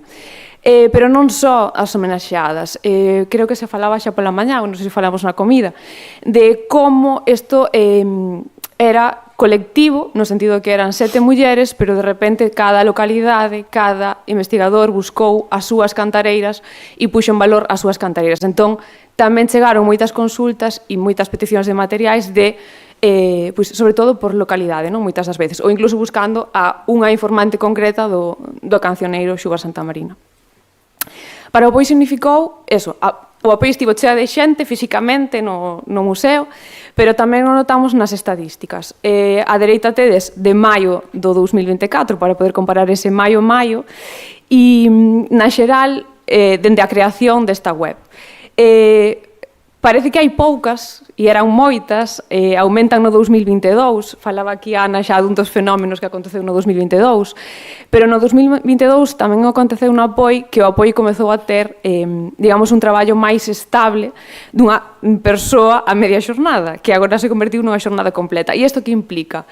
Que eses picos de descargas que te empeza a ver no 2022 é porque no 2022 se empeza a traballar na subida daquela colección, daqueles fondos que eran os máis solicitados no noso arquivo, que era o Fondo Xúbar Santamarina.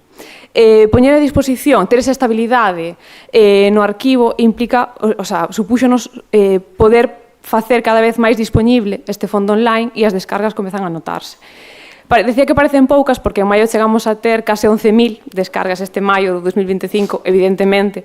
Vemos que en xaneiro co éxito, bueno, co comezo escolar, ou coa preparación do ano Cantareiras, aumenta, en maio dispárase, no verán pois decae como case sempre, pero en outubro segue a subir, o sea, este último mes de outubro continuou a subir. Entón, é dicir que o apoio continuou, a pesar de ese auxe de maio, continuou a ter moitas descargas online. Tamén supuxo a chegada de novos materiais orixinais. Os materiais chegan de moitos xeitos, continúan a chegar casetes para digitalizar, que van directamente a ese formato para poder traballar con eles. De entre esas poñei o exemplo de Eva Manolo Escobar e Eva e Julio Madrid, porque estamos en Muxía, e era ben tamén falar de como chegou a nós Juan José Albite Castiñeira, tamén a través do contacto de Varela, con esa publicación tan a caída este ano e de tanta axuda.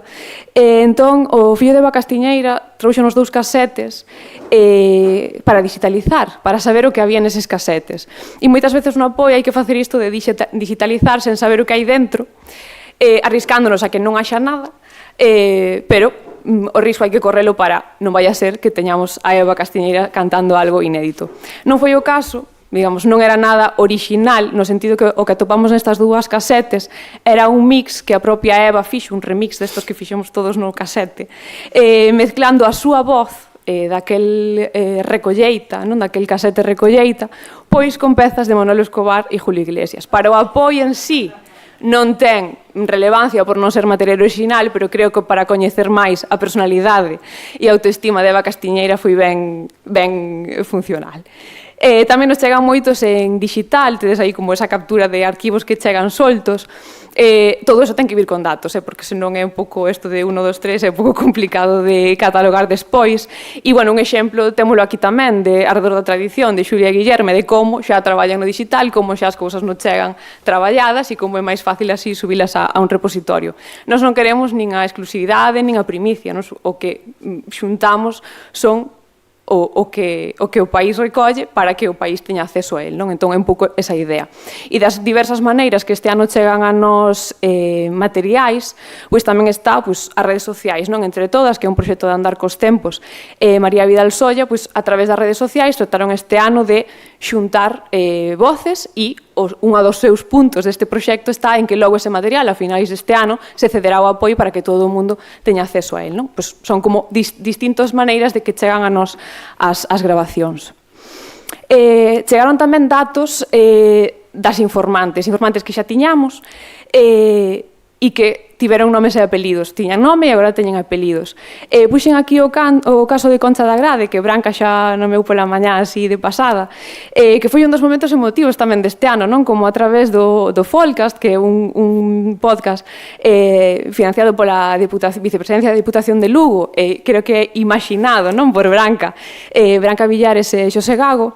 Eles viñan primeiro buscando as grabacións do fondo das grabacións de Dorote Schubart, onde Concha era Concha da Grade.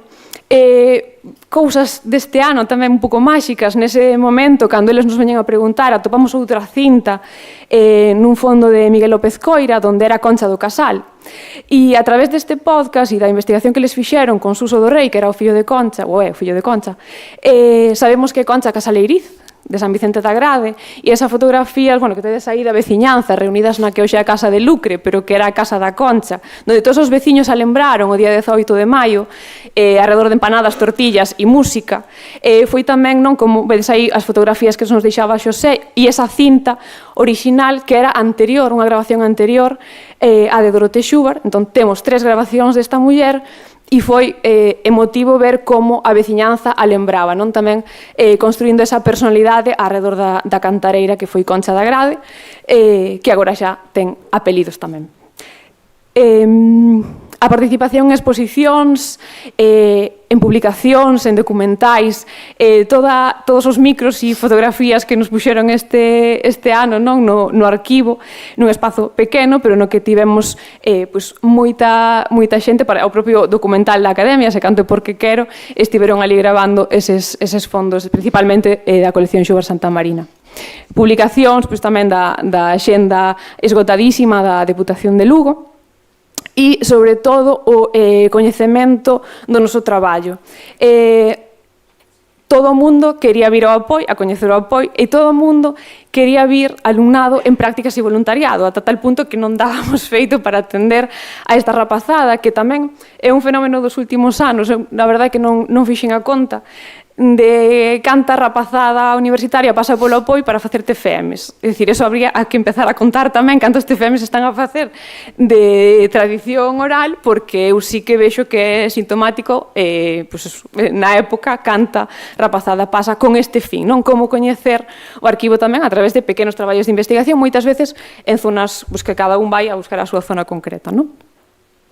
E logo, pasando xa ao museo en xeral, o apoio fai parte do museo, pero para poñer a par, este foi un traballo que había que facer, o traballo de gabinete, de despacho, pero á vez o Museo do Pobo, dende o momento que subemos da homenaxe, propuxémonos o equipo técnico expoñer este legado inmaterial, non? O reto da exposición do patrimonio cultural inmaterial. Como expoñer aquilo que se sinte de oído e se sinte de pel, de emoción, nunha exposición, non? Cando normalmente todo o que hai nunha exposición é material. E entón fixemos esta exposición de oralidade, creación, transmisión, que eu aquí vin a chamar a exposición da transmisión. Non sei, moitos que están aquí igual xa estiveron, pero esa exposición e este reflexo que tedes aquí na presentación é ese espello que atopabas ao principio, ao inicio da exposición, unha exposición temporal, pero que te levaba nese espello a facer parte desta mensaxe da transmisión. E un fío de coplas que tentei reflexar aí na parte alta da diapositiva, de como toda o fío de coplas que te animaban, non? Que falan esta mañá desas coplas de camaradas que animaban a continuar coa transmisión. Era máis conceptual que lexible no claustro alto do Museo do Pobo, pero era esa idea e ese concepto da transmisión que estaba presente dende ese espello ata a cociña na que remataba a exposición. Como vedes nos créditos, un equipo pequeno, pero coa sorte de que toda a institución e particulares os que chamamos estiveron aí presentes e a xente colaboradora sempre co museo que sen eles non teríamos feito tamén este traballo en tan pouco tempo. Un dos principais obxectivos tamén era sacar do anonimato a todas aquelas creadoras, transmisoras e recompiladoras que figuraban nos nosos fondos bibliográficos e sonoros para sumar os seus nomes aos 7 que xa mencionaba a Real Academia.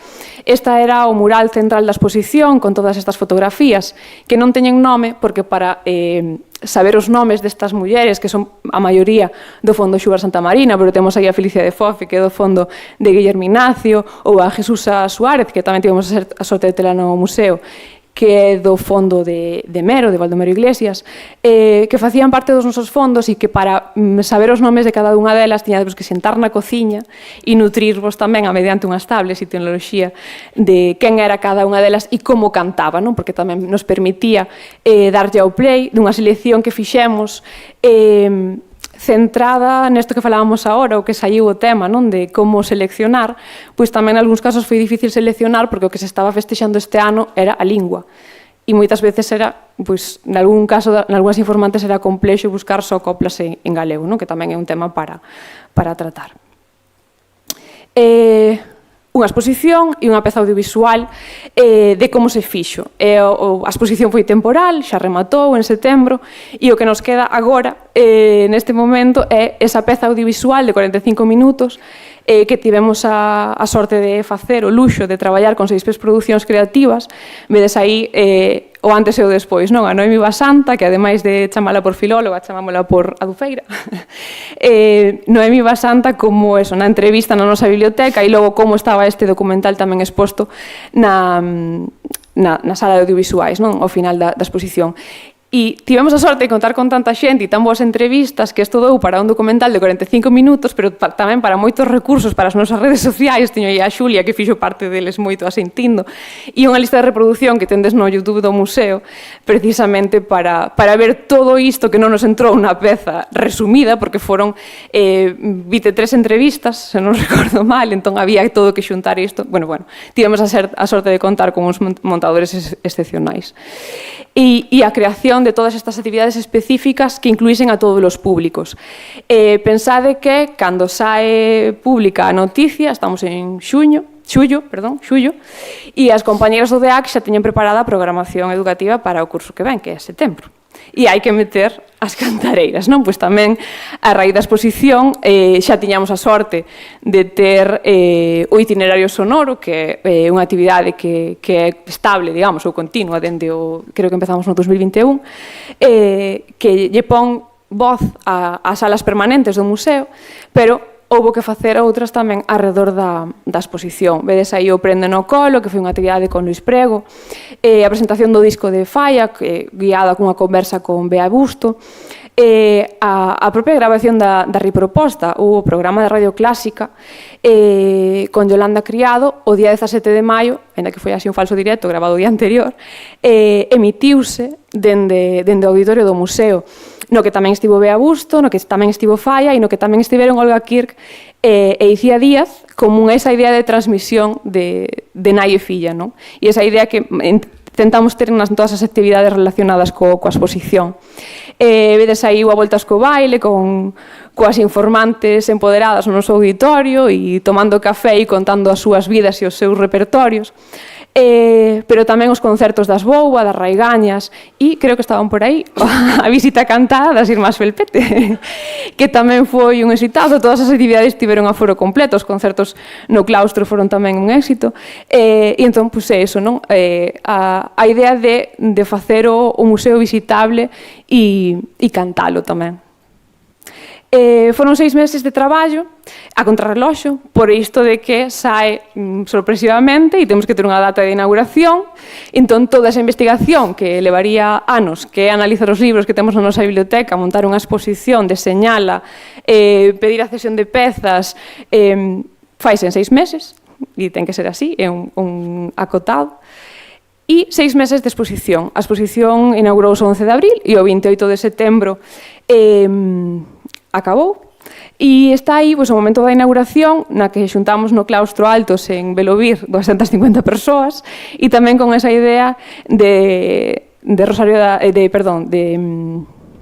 Carme e Rosario das Marías, que outras nai e filla que estiveron presentes nesa idea de transmitir. E na clausura, que creo que o aforo eran sobre 160 persoas e cerraron as portas para que non entrase máis xente, festexámolo co 576 cantos, un espectáculo que xa se iniciara antes como homenaxe a Dorote Schubart en marzo do 24, debeu ser, imagino. Miro a Richie porque Richie fará a mice do 24, donde Richie Casás, Fran Barcia, Tania Camaño, Marina Vidal e antes Antía Meixeiras, non? Se non me queda ninguén atrás, na parte musical, non, de adaptación desta homenaxe a Dorote Schubart e na parte audiovisual, traballando coas fotografías e cos negativos, que aí nos atopamos algunhas sorpresas, nomeadamente de Muxía tamén.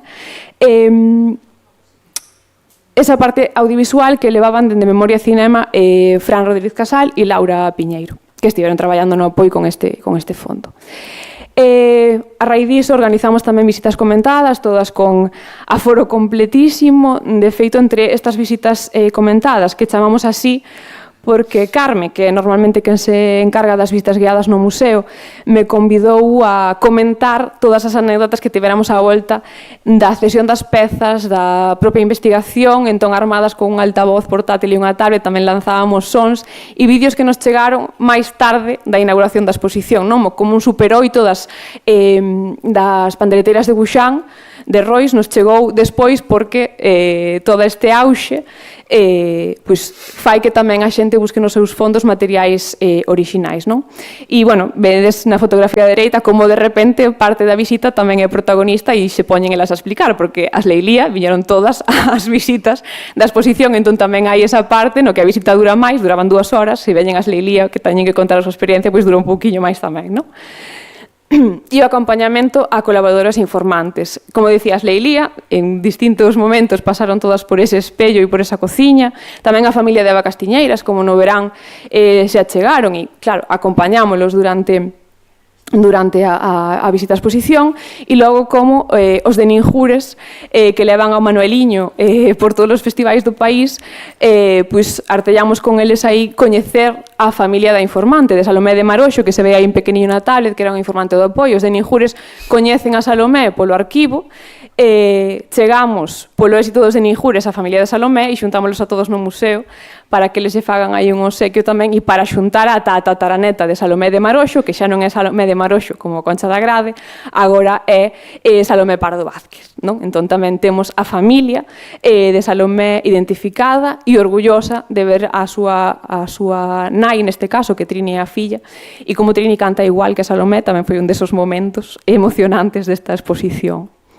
E logo, o final, digamos, é dar resposta ás peticións de exposición permanente e itinerante que nos atopamos no libro de visitas da exposición xa dende xuño. Cando ainda estábamos empezando a resolver como facer as visitas comentadas, porque temos demanda e todo o mundo quere ver, e non só podemos facer as visitas para eses colaboradores da exposición, senón que vamos a facer máis democrático, vamos a poñer unhas datas de visitas guiadas. De repente, isto non pode quedar só, bueno, señalei aí, non pode quedar só en Santiago, isto ten que estar presente no museo dun xeito material, e, bueno, aí queda a porta aberta. A exposición, evidentemente, un museo, como igual que eu decía para o Departamento de Educación e Acción Cultural, xa tiña outras exposicións programadas nese mesmo espacio. A exposición tampouco se pensou sendo itinerante, quero dicir, non é así tan sinxelo de resolver. E como esta mesa tamén é de futuro, unha das cousas que máis me emocionou tamén deste libro de visitas é que a última páxina é ese dibuixo que tedes á dereita. Gaia, así, debuxou a unha nena pandereteira e así acaba o noso libro de visitas. Entón, eu creo que sí que hai futuro hai moita rapazada e neste libro tamén quedou exposto que disfrutaron e que descubriron a lingua e a música galegas a través desta exposición e a través dun museo que pretende estar vivo, non? E pretende tamén dar este servizo á sociedade, que a sociedade se identifique co que hai dentro. E puxen próximamente, porque cando acabei de preparar a exposición, a presentación, non o podía poñer aínda porque non era seguro, pero ora xa o é. Así que a futuro, emplazo vos o 17 de decembro a 7 da tarde no Museo do Pobo Galego, que cando se vai a presentar o catálogo da exposición, que tamén é de inicio, non estaba na idea, pero que grazas ás peticións populares, vamos dicir así, pois acabou realizándose, non? Con textos de Ana e de Antón, da propia Carmen Maiseu, que fixemos as visitas e narramos como se dou esta exposición, de Elena Maré, que é responsable de comunicación, pero tamén de Seixoes Produción, con todas esas entrevistas importantísimas que tivemos, e que é un fondo que queda no museo. Estas testemunhas que tivemos este ano alrededor deste tema fan parte tamén do arquivo que é o Apoio. E máis nada que decir que o futuro eu creo que está porque o Apoio siga sendo estable e sexa confiable para deixar os seus fondos, novos fondos, pero tamén para que cada vez máis consigamos o que nos pediu en parte tamén Dorote Xúbar e nos piden outros compiladores que nos deixan que poñelo a disposición do pobo. A frase de Mero, cando no 2007 comeza ou arranca a idea do Apoio do Arquivo do Patrimonio Oral, é devolverlle ao pobo o que o pobo lles dera xenerosamente. Entón, ese é o camiño co que seguimos e que esperamos que esta estabilidade e esta idea deste ano continúe. E eu creo que así o fai porque o que nutriu esta homenaxe nutriu o museo, pero tamén nutriu a sociedade. Entón, eu creo que continuará. Deixo paso aos músicos, que creo que igual teñen máis perspectiva de futuro dende outro tono.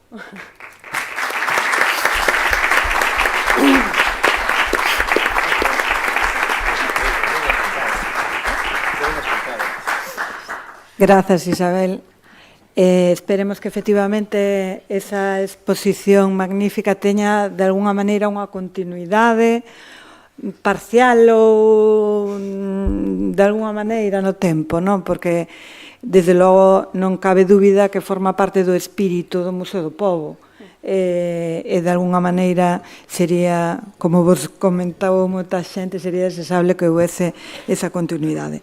Ben, continuamos con Richie Casas, saxofonista criado entre a vila da Igrexa de Cerceda, do cal oímos falar moito este ano, ao barrio da Agra de Orzán. Realizou a súa especialidade de jazz no Conservatorio Superior da Coruña.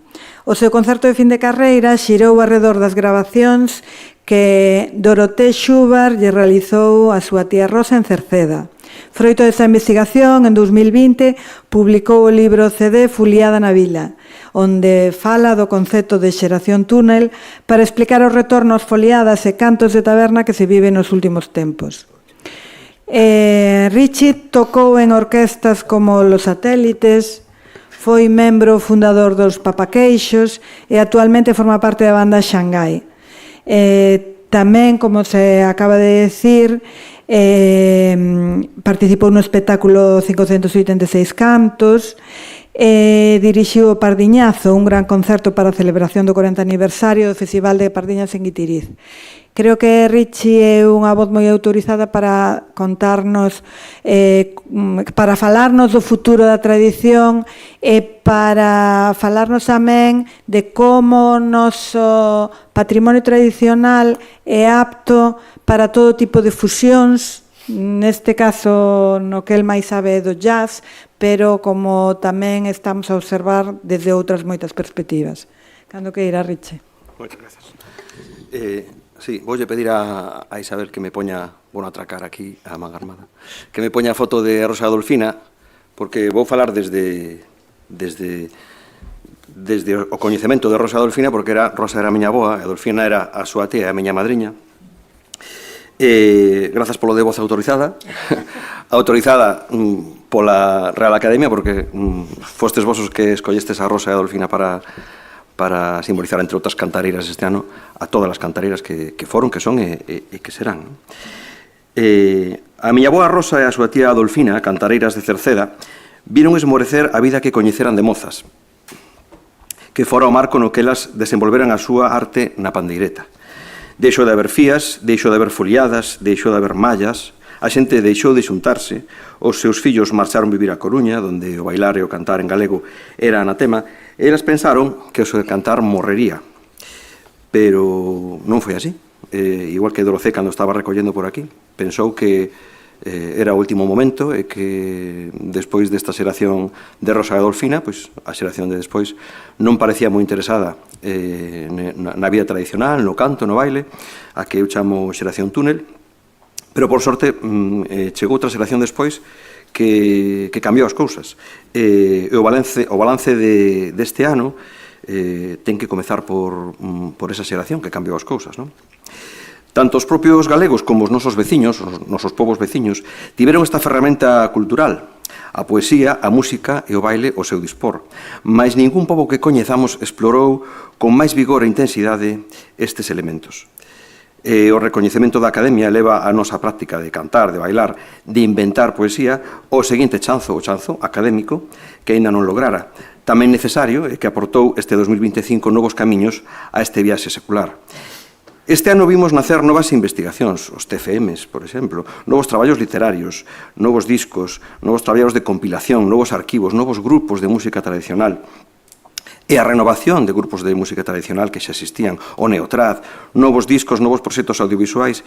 O nomeamento da Academia serviu de excusa para que quen non sabía a que dedicar o seu esforzo de produción o dedicara ás cantareiras. E serviu tamén para que xente que leva traballando moitos anos na tradición oral se animase a sacar adiante ese traballo que levaba anos adiando. Pois mira, temos aquí hoxe a Xavier que sacou o seu cancioneiro Serodio, moitos outros compiladores ou músicos como a min sacaron os seus traballos que levaban tempo dicindo teño isto aquí, quero facer algo, quero concretalo e animáronse este ano a facelo.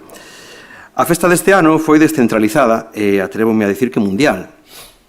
Non exaxero, descentralizada porque en cada parroquia do país temos un grupo folclórico, unha asociación, unhas pandereteiras ou alguén que aproveitou a corrente para sair á rúa e cantar con forza. Aquí estamos, aínda estamos aquí. É mundial porque nos centros galegos de todo o mundo repítese o mesmo fenómeno, ademais das clases de sevillanas. Así que tamén parabéns a esta lección á Academia. No eido educativo no que me movo a diario foi un ano moi fácil, no que a celebrar as letras galegas foi moi sinxelo recurrir á asociación ou ao grupo de pandereteiras local, invitalas ao colexio e facer unha festa con elas, porque aí está a verdade da música tradicional.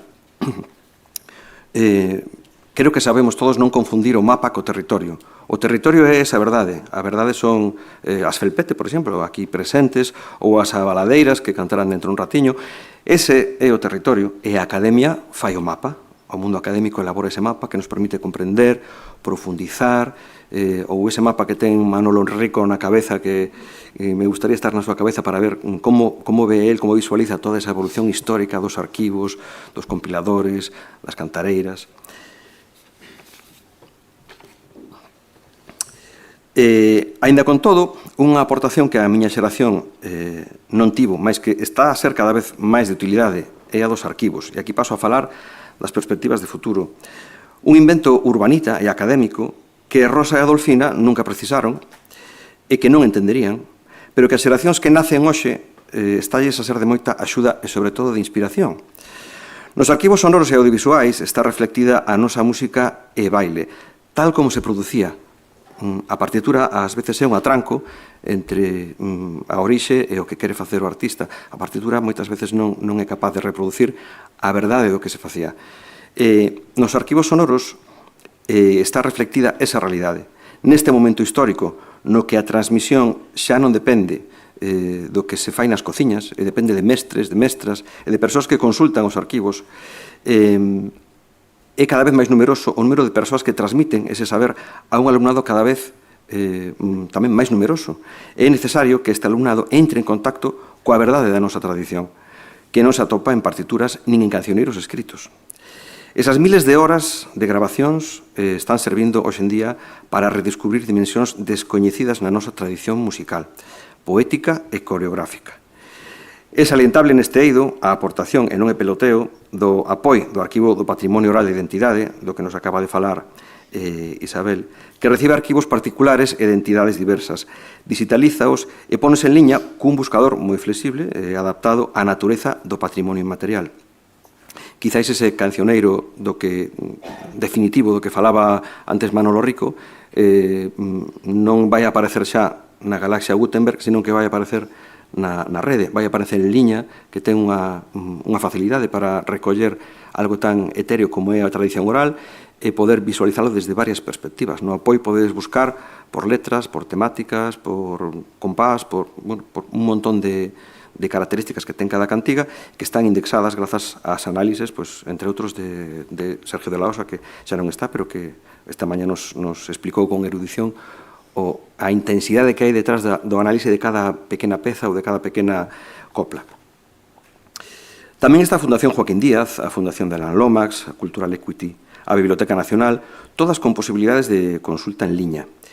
E é de agardar que nos próximos meses, incluso nos próximos anos, agardemos que sexan poucos, moitos máis particulares, asociacións, fundacións e outras persoas xurídicas ou físicas fagan o propio.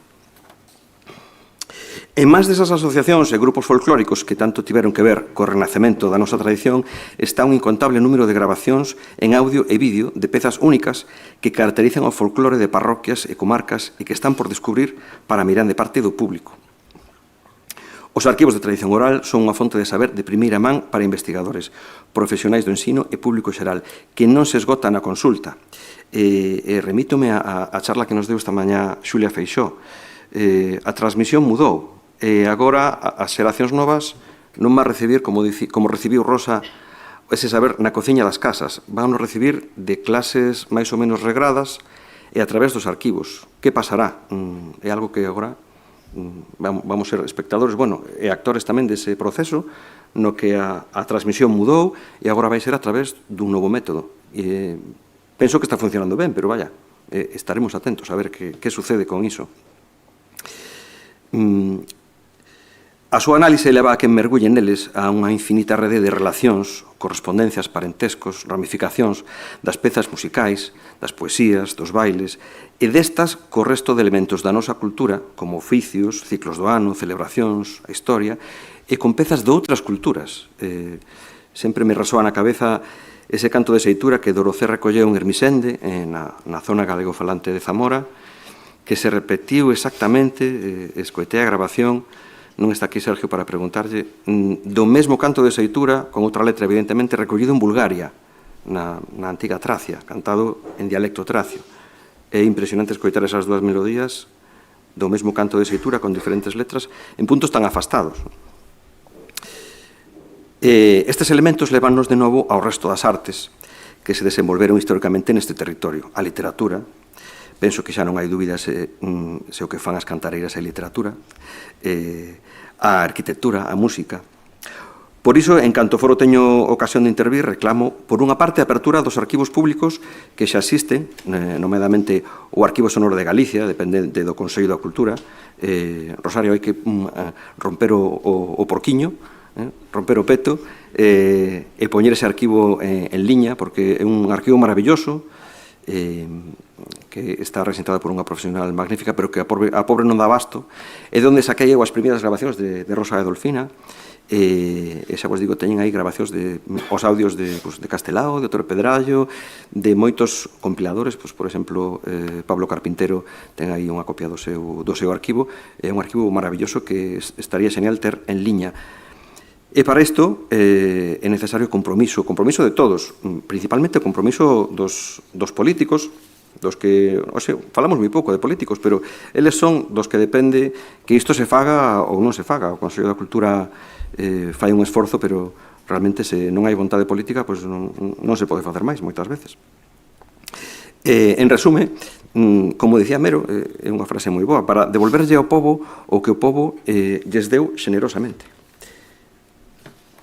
E falo, para rematar, da miña experiencia coñecendo a miña avoa, a miña madriña, como cantaban elas, e como na Coruña eu me colaba nos ensaios de grupos folclóricos como Xacarandaina, non? Nos seus autobuses, iba de viaxes a veces con eles, como eses rapaces que aprendían esas cantigas tradicionais, eses bailes tradicionais, logo no autobús de volta empezaban a cantar espontaneamente, cando volvían de Orihuela del Tremedal en autobús, paraban en Valcarce, apartaban as sillas, poñíanse a bailar na cafetería espontaneamente, non? Porque aprenderan esa cultura dunha maneira quizáis moi estática, moi preparada para un escenario, e como esa xeración de rapaces foron capaces de transformala na súa propia cultura. Foron capaces de, no seu propio lecer, facer iso que facían no escenario para eles, para comunicarse entre eles, para falarse desde os corpos co baile, para inventar coplas, inda que fose rudimentariamente, non? Estes rapaces de Xacarandaina, do Fiadeiro, todos estes rapaces que aprenderon en asociacións, cando volvían no autobús, despois de escoitar a cinta de Mecano 3 ou 4 veces, aburridos, sacaban as pandeiretas e botaban as pezas para a indignación da súa profe de pandeireta, que escoitaba grimada como incumprían todas as indicacións que lles dera durante os infinitos ensaios. Os alumnos fixeran súas aquelas pezas, e esta xeración é que fixo súas outra vez esas pezas, esas poesías, esas melodías e eses bailes. Esa é a xeración que fixo o revés que a xeración de meu pai, a xeración túnel. Unha xeración que foi educada no baile en galego, no canto en galego. Meu pai sabía facer pan, meu pai sabía coidar ovellas, meu pai sabía todo o necesario para sobrevivir nunha aldea. Sin embargo, a min non me transmitiu nada diso, ni sequera me transmitiu o galego. Meu pai faloume en castelán. E esa xeración túnel viu como os seus fillos incumplían todas esas normas outra vez e volvían a bailar, volvían a cantar, volvían a comunicarse en galego. E non tiñan vergoña delo. Meu pai sí que tiña vergoña de bailar diante de nós, nunca bailou diante de nós, de cantar diante de nós. E por último, está nas mans desta xeración, a xeración de, bueno, eu non sei se serei moi maior, pero a xeración das abaladeiras, das Felpete, a xeración da xente nova, dos fillos de Branca que están aí, de inventar as coplas do futuro, que están sen inventar. A miña xeración quedámonos coas coplas do 19 e do 20, para sernos suficientes, está a regueifa como proa dese movimento de inventar novas coplas que falen das cousas de hoxe, das cousas que hoxe a xente nova entende. Entre as moitas coplas que Rosa e Adolfina cantaban, que elas entendían, está unha que tomarei como exemplo, que di: a San Antonio le pido e a la Virgen del Pilar que tu ropita e la mía se vaya junta a lavar. Alguén de miña idade pode comprender máis ou menos de que vai a copla, non? San Antonio é o santo para conseguir mozo, moza, a Virxe do Pilar supoño que se pon para que rime, que tu ropita e la mía, que a tua roupiña e a miña vayan xuntas a lavar, quere dicir que convivimos, non, de alguma maneira. Hoxe que diría un rapaz da idade dos fillos de Branca, non? Que teñas o teu cepillo de dentes na miña casa, ou que compartamos a chave da wifi ou do Netflix. Esas coplas están por facer. Nas competicións de regueifa fanse coplas moi atrevidas que van por ese camiño, e creo que esa é a débeda que a nosa xeración ten co canto tradicional. E nada máis, creo que o máis importante vai ser o diálogo logo entre nós e convosco, así que deixo o turno a Xavier.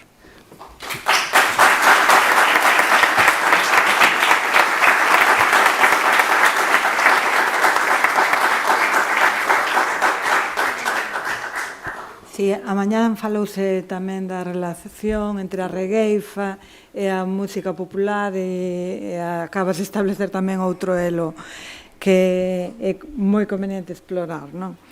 Ben, Xavier Díaz é cantante, compositor, investigador e compilador. Comezou a tocar a gaita na asociación da urbanización Soto IAR do barrio dos Castros, se xa o que signifique IAR. Pois non o recordo. Vale. Creo que era un fillo de Breogán, pode ser? Non sei. Ben, non ten máis importancia. E aos 18 ingresou en Xacarandaina, que xa foi mencionada aquí tamén, onde participou como bailador, gaiteiro, pandereiteiro, iniciouse en recolleres etnográficas. Coa Compañía Nova Galega de Danza participou en 2005 e 2009 nos espectáculos Alento, Engado e Tradición. Formou parte de Berrogueto entre 2008 e 2014 con Guadi Galego, Guillerme Fernández e Xosé Loi Romero levou adiante o proxecto a cada centro. En 2007 publicou o disco Coplas Parecía, froito dos seus traballos de campo polas aldeas galegas durante 2 décadas. Colaborou en discos e concertos con Kepa Junquera, Xosé Manuel Budiña, o Carmen París, Amancio Prada, Luar na Lubre ou os Cempés. Coas Adufeiras de Salitre editou en 2016 The Tambourine Man, que obtivo diversos recoñecementos, Noró en 2018, As Caterais Silenciadas en 2020 e Axúdame a Sentir en 2024. En 2022 presentou o traballo en solitario titulado Levantarse e Caer e hai moi pouco, como acaba de decir Richie, publicou o cancioneiro galego Serodio de 1979-2012. Dentro de toda esta trayectoria foi unha das primeiras figuras públicas tamén como compositor, cantante, investigador que reivindicou o papel das pandereiteiras dentro do panorama musical tradicional, porque, como el ten dito moitas veces, era o gaiteiro a figura máis recoñecida do principio, o gaiteiro, esa figura masculina, pero as mulleres, as que tocaban a pandeireta na casa, esas eran fundamentais nas épocas das ruadas, das foliadas, pero non eran recoñecidas socialmente, desde logo non eran máis alá do límite das súas aldeas. Por tanto, el tamén é unha voz autorizada para falar da tradición e do futuro da tradición en Galicia. Grazas, un placer, compañeiros, compañeira Richie, Ana.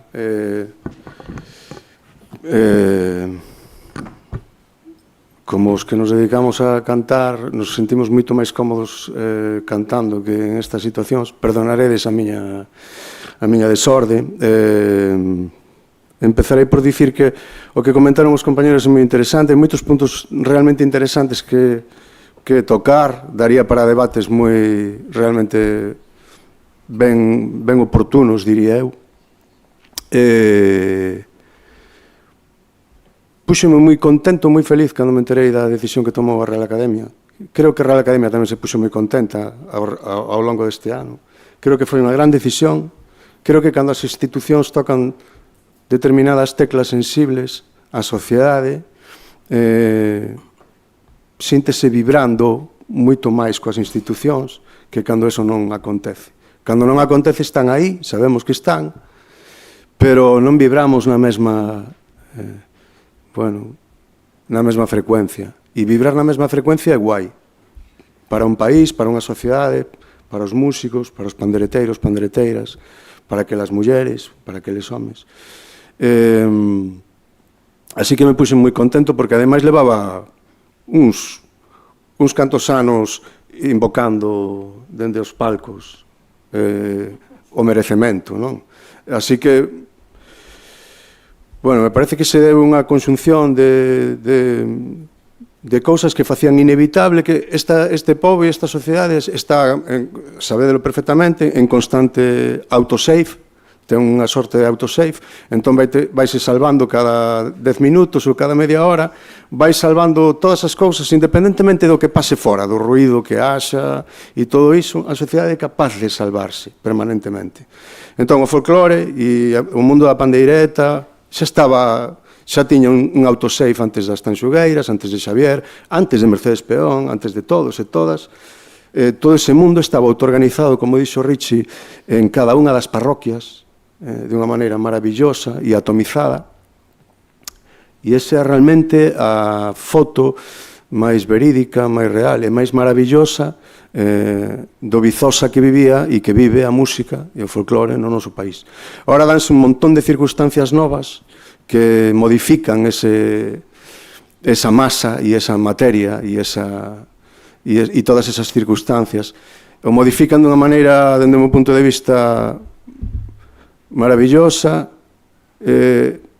non son capaz de sospeitar en que dirección, como dicía antes Richie, e eu que son músico, aseguro vos que os últimos anos na música son absolutamente desconcertantes.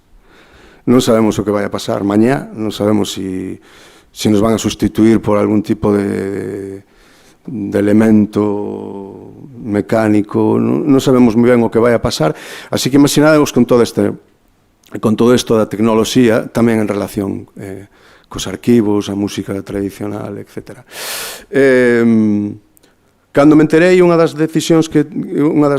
varias decisións tomei para a miña celebración persoal, gustaríame tamén falar diso. O meu arquivo continúa, digamos que na miña casa, nos meus discos duros e nos meus computadores. Eu empecé a facer o traballo de campo a raíz da miña experiencia en Xacarandaina, aproximadamente no ano 87 ou ano 88, debín de facer as primeiras visitas ás aldeas fundamentalmente con Quique Peón, que era o director e segue a ser o director da agrupación, e aquelas experiencias modificaron a miña percepción do folclore. Eu pensaba que era unha sorte de códice escrito que había que repetir e nada máis. La muñeira de Lugo, pois la muñeira de Lugo, el molete e todas estas cosas, non? Ali dime conta de que estaba vivo, contrariamente ao que pensábamos os casi urbanitas, porque eu vivía en Eirís, e Eirís é zona libre digamos que de metrópoli.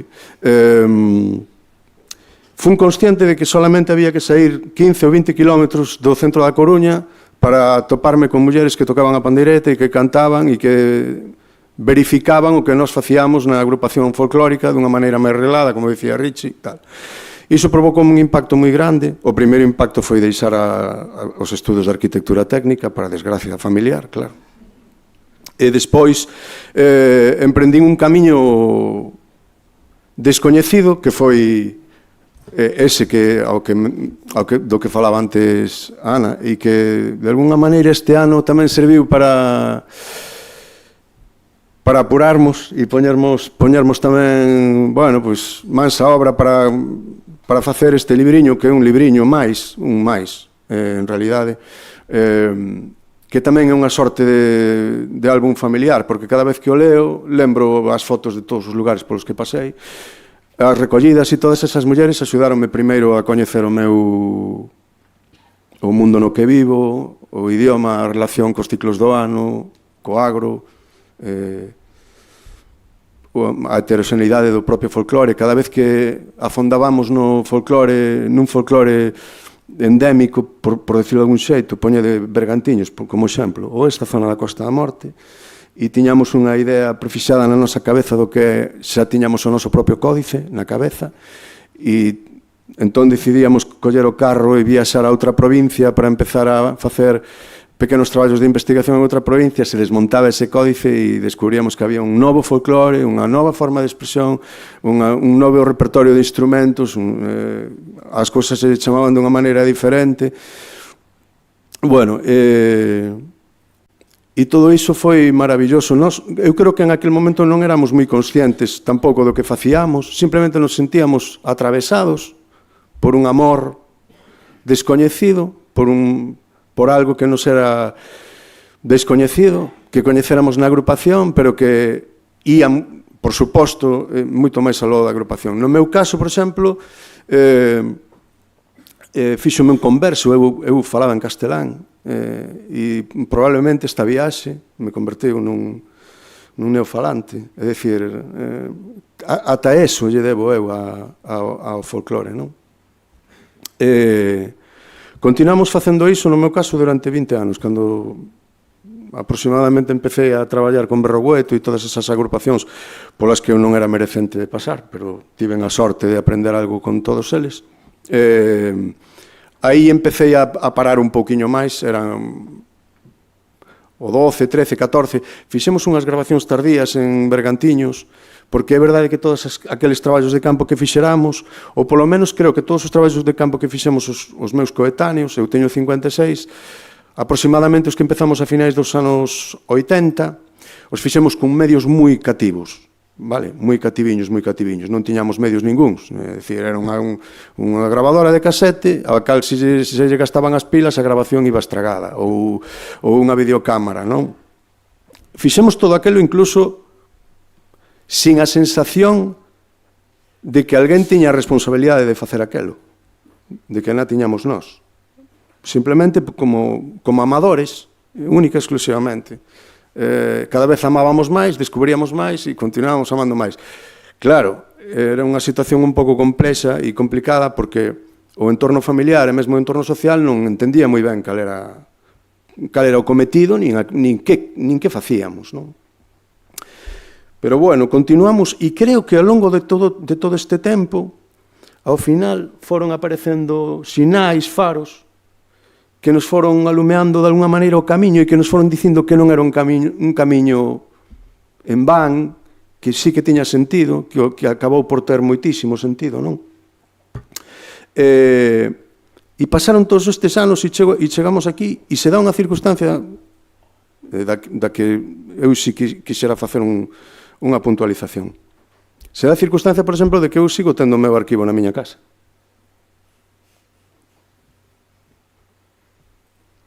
E eu fago unha pregunta importante. Obviamente o Apoi merece unhas letras galegas, merece, non sei, o Apoi é outra vez o pobo salvando o pobo. Pero eu teño unha pequena preocupación con respecto ao Apoi de que cada vez haxa máis recursos humanos dedicándose ao que se dedican e á salvagarda de todo este patrimonio. E é que se non servirá como inhibidor de responsabilidade. Non sei se me entendedes. Antes Richie fixo un apuntamento. Entendedes o que quero dicir, non? É realmente o lugar no que debe de estar? É o sensato? O que nos debemos como galegas e galegos? É exactamente iso? Ou temos que reflexionar ao respecto diso? Se nos estamos outra vez dándolle o autosave. Non sei se me entendedes. Eso creo que é importante e sería interesante falar ao respecto diso, porque me parece que é moi importante eso. Sí. Ou polo menos eu reflexiono moito. Falei moito con Guillerme, últimamente falei moito con Guillerme e tamén con Xulia. Agora temos a Xulia. Xulia é, eu creo que o faro que vai alumear as próximas décadas ao respecto desta materia na que estamos falando. Cando nós empezamos a recoller non había ninguén que entendera nada. Agora, polo menos, hai unha muller que entende todo isto, porque nós non o entendíamos. Estas non foron traballos científicos. Nós somos amadores, non tiñamos idea de nada. Seguimos sin tela, En realidad, o único que facíamos era coller estas cancións e facer uns arranxos e unhas melodías, e moitas veces con gusto, outras veces con menos gusto, e sentíamos, moitas veces, cando facíamos con un certo grupo, con un certo gusto, ou con unha certa fortuna, sentíamos esa vibración da sociedade, de decir, eso parece que non, parece que é noso, non? Parece que nos fai sentir guai. Sempre tivemos un pouco esa sensación. Pero claro, faltaba a parte científica, e a parte científica estivo moi descuidada. De feito tivo que vir Doroté, de alguna maneira, a poñer un pouco de orden donde non o había. Pero tamén é certo que veu a poñer a orde nunha situación de desorde e tivo que facelo na trincheira. Por iso digo que temos que reflexionar ao respecto diso. De que se queremos seguir facendo así, ou hai unha responsabilidade ou queremos invocar unha responsabilidade. Entendedes? Creo que non deberamos eludir ese debate. Me parece que é moi importante. E para non poñerme moito máis serio, apurei os plazos para presentar este Cancioneiro Serodio, que é, como digo, unha parte daquel libro de bitácora, no que hai fotos das 4 provincias, fundamentalmente das mulleres, porque atopamos fundamentalmente mulleres no camiño. Ten un pequeno disco, non o estou vendendo, Tamén decidín sacar un tuit diario, porque a copla ten esa perfección de coller. Cando Twitter tiña aquela limitación de caracteres, a copla collía perfectamente. Como decía Cabanillas, colle todo o amor perfectamente nunha copla 8 sílaba. E é verdade. Colle todo amor, toda xenreira, toda retranca. Colle todo nunha copla 8 sílaba. É o medio no que viaxamos as do folclore. Así que son 365 tweets en todo este ano. O traballo non pensedes que é pouco. E logo todos esos venres decidín subir un pequeno corte, un vídeo, para neófitos, fundamentalmente para neófitos. Creo que estas letras galegas tamén foron un pouco un faro para neófitos, non? sabes, unha chamada de atención, non? De achegade, vos botades un vistazo aquí a isto, que isto nos construe, e é importante. Creo que eso tamén foi moi bonito, non? Foron tremendamente atomizadas. Eu estive en actos moi diversos, feitos en localidades moi pequenas, me pareceu moi bonito, fundamentalmente porque vin a moitas pequeniñas aldeas de repente facéndose eco e fachenda dunhas artistas locais que tiñan absolutamente esquecidas. E iso pareceume, moi fermoso, moi bonito. Incluso vin as familiares moi emocionados por decir, non sabíamos que mamá era tan famosa. E creo que eso se debe a esa decisión, a esa maneira de que a institución vibrou, creo que, coa sociedade, e iso me parece que é moi bonito. Tamén me serviu para outra cousa persoal moi maravillosa e fantástica, e foi que, sobre todo, fundamentalmente, cando subimos os vídeos os fines de semana, os venres, pois se puxo en contacto moitísima xente que eran familiares dos que sarían nos vídeos que xa estaban mortos, e lles procuramos esas grabacións para ter un recordo dos seus familiares artistas de outro tempo. E creo que non teño moito máis que dicir. Por último, para rematar, dicir simplemente que bueno, eso, que creo que deberíamos de reflexionar ao respecto bueno, non do traballo do apoio, non estou falando disso, porque me parece absolutamente necesario, e o celebro moitísimo, pero sí bueno, desa responsabilidade. E por outra parte, que este patrimonio inmaterial, aparte de ser un patrimonio para cantar e para facer unha foliada, nos construe, absolutamente. Aquí está todo. Antón sabíao, Doroté tamén, as compleadoras e compleadores tamén. Non só é música, isto non só é música. Isto é todo. É o que somos. O ser. A nosa maneira de ser. Está aquí. Cando cae unha pedra ou pintan unha pedra da Catedral de Santiago, madre mía. Pero isto todo estaba perdéndose. E isto nos construe. Son catedrais. Todas son catedrais. E me parece fundamental salvalas, que estén a salvo. Así que, bueno, nada máis, que me congratulo moito da decisión que tomou a Real Academia neste caso. E nada máis. Gracias.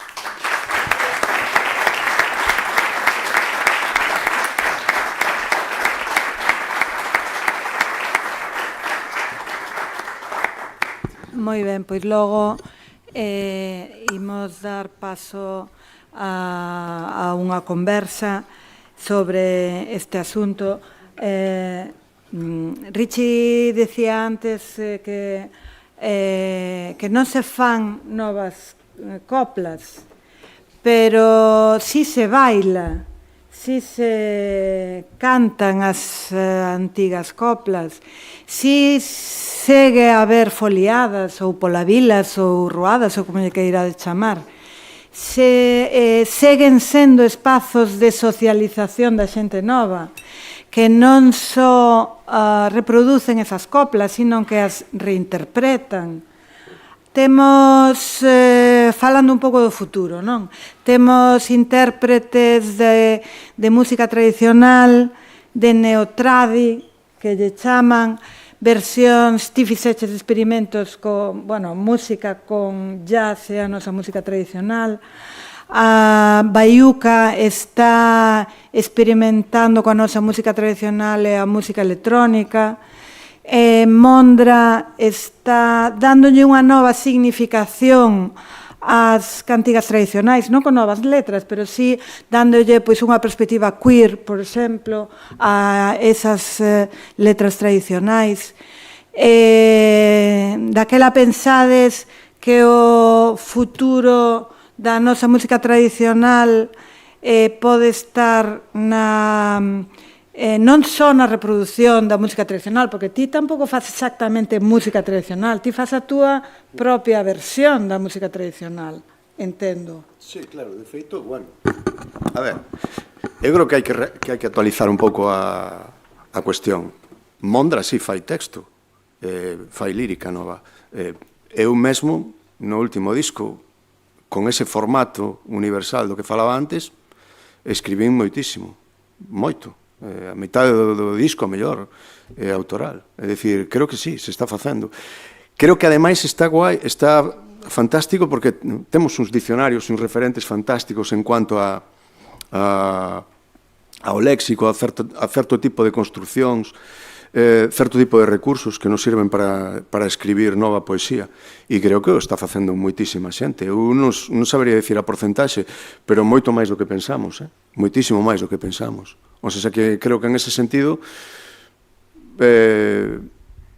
o futuro é absolutamente prometedor. É dicir, xa non solamente no rego da regueifa, que no rego da regueifa tamén, o mundo dos repentistas, dos improvisadores. Estamos en terra, ademais, nunha terra ben importante nese sentido, pero sí, eu creo que a maior parte dos novos e das novas creadoras están tirando tamén de caneta e de papel en branco. Non están reproducindo simplemente. Así que, nese sentido, creo que o futuro é absolutamente prometedor, diría eu, vamos. Sí. Neste sentido, eu abogo polo mesmo, non? Vexo que esta xeración que está empezando a crear agora son moito máis atrevidos coas letras, moito máis atrevidos a crear letras que xa non dependen das letras do século XIX, do século XX, senón que falan das súas propias realidades. Que era o que facían Rosa e Adolfina. Rosa e Adolfina falaban da súa realidade, porque para Rosa San Antonio tiña sentido. Cando lle dicías a un rapaz algo para mociar con él, tiña sentido para Rosa e para o rapaz co que falaba ela. Agora San Antonio ten moi pouco sentido no mundo de hoxe. Hai que facer todo tipo de experimentos. No meu disco hai unha primeira parte que é o meu TFM, o meu traballo de fin de grau, no que experimento co jazz e a música tradicional. Non volvería a tocar ninguna desas pezas. Tocarías a última parte do disco, que é máis experimental, que fixen eu no estudo con Aarón, pero ese experimento xa o fixen, e xa vin que non funciona, que non liga ben. E despois fixen outros experimentos que me gustaron moito máis, por exemplo, o canto de Nadal, que non o fixen no conservatorio, pero que estou totalmente convencido de que ese sí é un camiño que quero explorar. Non se pode facer a tortilla sen romper ovos. Temos que romper ovos, non temos que ter medo. E os regueifeiros son esa punta, esa proa, dicía antes, que está rompendo o xeo. Eles non teñen ningún tipo de inconvinte en crear letras novas que serían inaceptables desde o punto de vista lingüístico, con castelanismos, con anglicismos, con todo tipo de erros léxicos, fonéticos, gramáticos, pero que están dándonos aos demais a posibilidade de sentirnos un pouco máis libres. É dicir, pois mira, están facendo unha letra que fala da wifi ou que fala do tique do parking ou do tique da hora. Esas letras inspiran a outra xente que escoita. Temos un sistema de folclore que é moi orgánico, está moi vivo, e temos esa sorte. Noutros folclores non sucede. Temos os reguefeiros aí tirando dun sitio, os bailadores tirando de outro sitio, a xente que fai baile neotraz está tirando de outro sitio. E temos un ecosistema que está funcionando moi ben. E, bueno, o futuro está por ver. Eu estou moi contento de como está indo todo, porque é impredecible e seguimos vivos. Moi ben. Algunha voz na sala que queira intervir ou dar outra perspectiva do...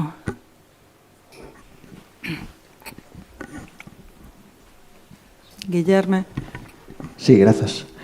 Boa tarde. Pois, a ver, claro, cada quen ve tamén a estes temas, pois, unha súa perspectiva tamén vital e cronolóxica e, bueno, falando sobre a actualización das coplas, ás veces chama a atención como estamos sempre marcando un punto cero, como se todo empezase hoxe o ano pasado. E hai máis de 40 anos que se cantaba: nas nosas terras labregas, fértiles e feiticeiras, queren erguer celulosas que cheiran como esterqueiras. Sí. Choveu, desde esta copla que está de actualidade, evidentemente, non? Pero quero dicir que non, é que non falamos das cousas que nos... levamos décadas falando das cousas que nos afectan con coplas feitas ad hoc.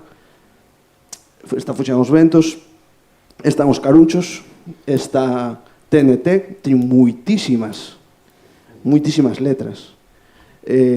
Bueno, e modestamente estaba que empallou, tamén fixemos algunhas, carallo. A ver, desde o primeiro, non? Entón, penso que hai que lembrar tamén esta dinámica que ven de atrás e que non é máis que isto do que estamos a falar agora. Estamos a falar de que necesitamos facer letras e ademais era unha cuestión tamén que xeracionalmente tócame porque viñamos do folk instrumental, non? Finais dos 90. E nos defendíamos na nosa xeración pois esa necesidade de desde o traz facer letras adrede e que falasen das cousas nosas, non? E, bueno, se un pouco humildemente intentamos facelo. Entón, pois, claro, ese é o camiño que hai que seguir, pero hai moitas cousas aí no mercado discográfico, Entón, pois, bueno, pois hai eses exemplos tamén que me gustaría pois que non quedasen no esquecemento, non? Que a verdade é que levamos moitísimo tempo e Xavier falou seguramente desa época máis efervescente e absolutamente apaixonante, non? De partir dun mapa en branco e de ir enchendo de tacholas e despois veu o Más Media do Luar e Mercedes ali levando aquelas maravillas e sucesivamente a xente que estivo nese formato de levar informantes, non? Pois Chisco, Leni, Xurxo, Pablo Carpintero, iso foi super importante e quero dicir que entre todos levamos moito tempo traballando para que isto estea como está e polo tanto pois sigamos facendo camiño, vai?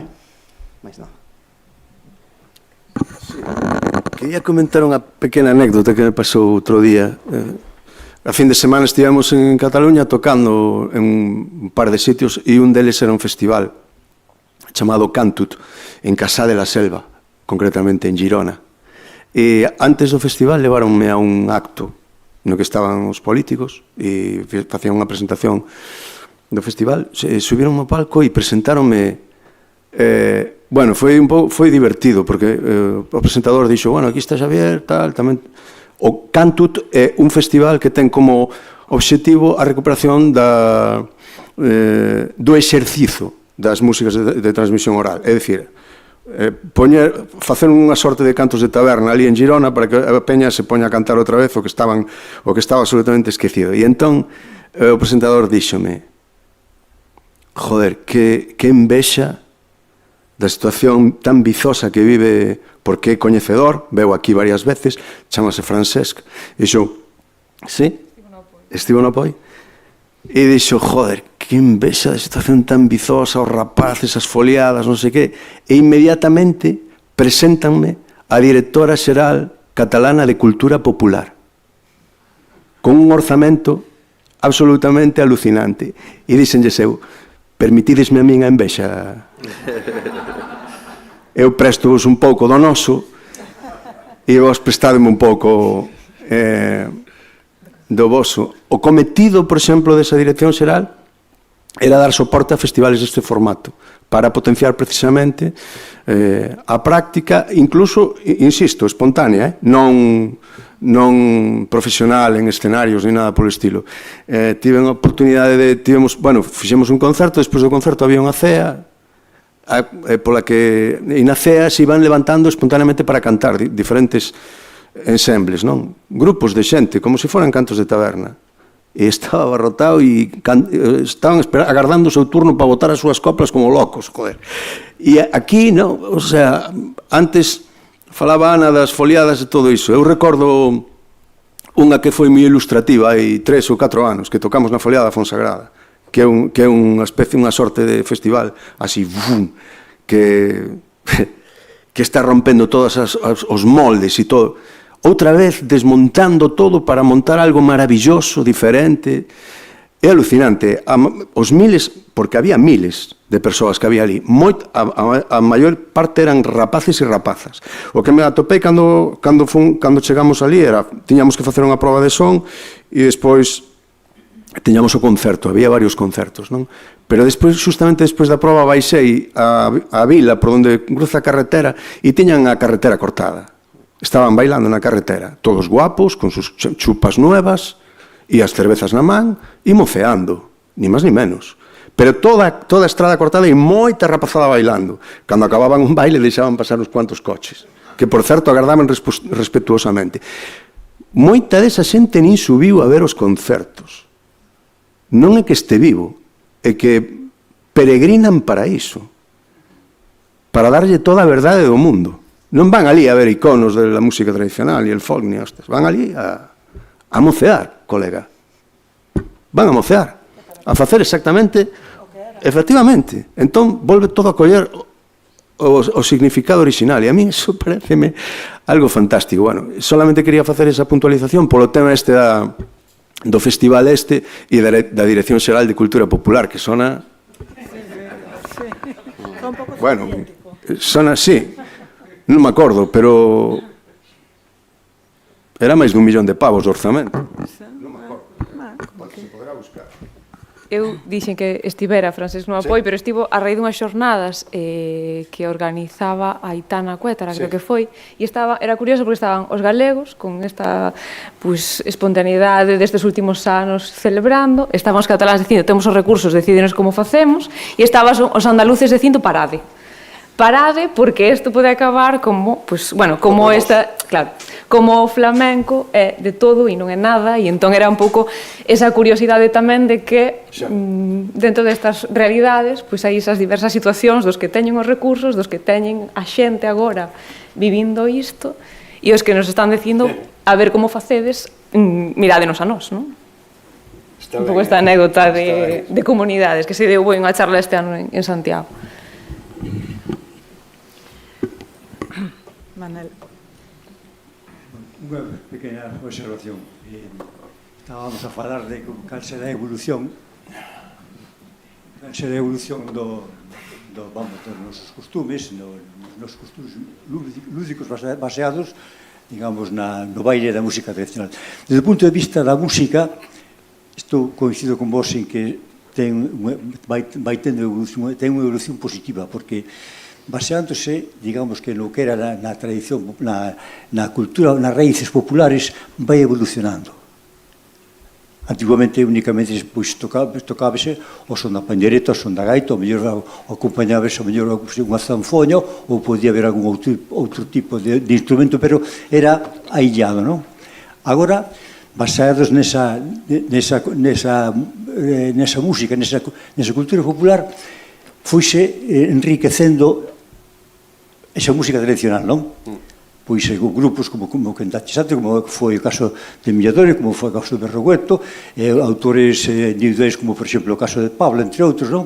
Pois, evidentemente, aí hai unha maior riqueza, porque a música a melodía faixe máis bonita porque ten máis matices, ten máis instrumentos, entón ten máis sagrado, non? E a xente acolla mellor, de feito a xuventude está moi implicada nisso.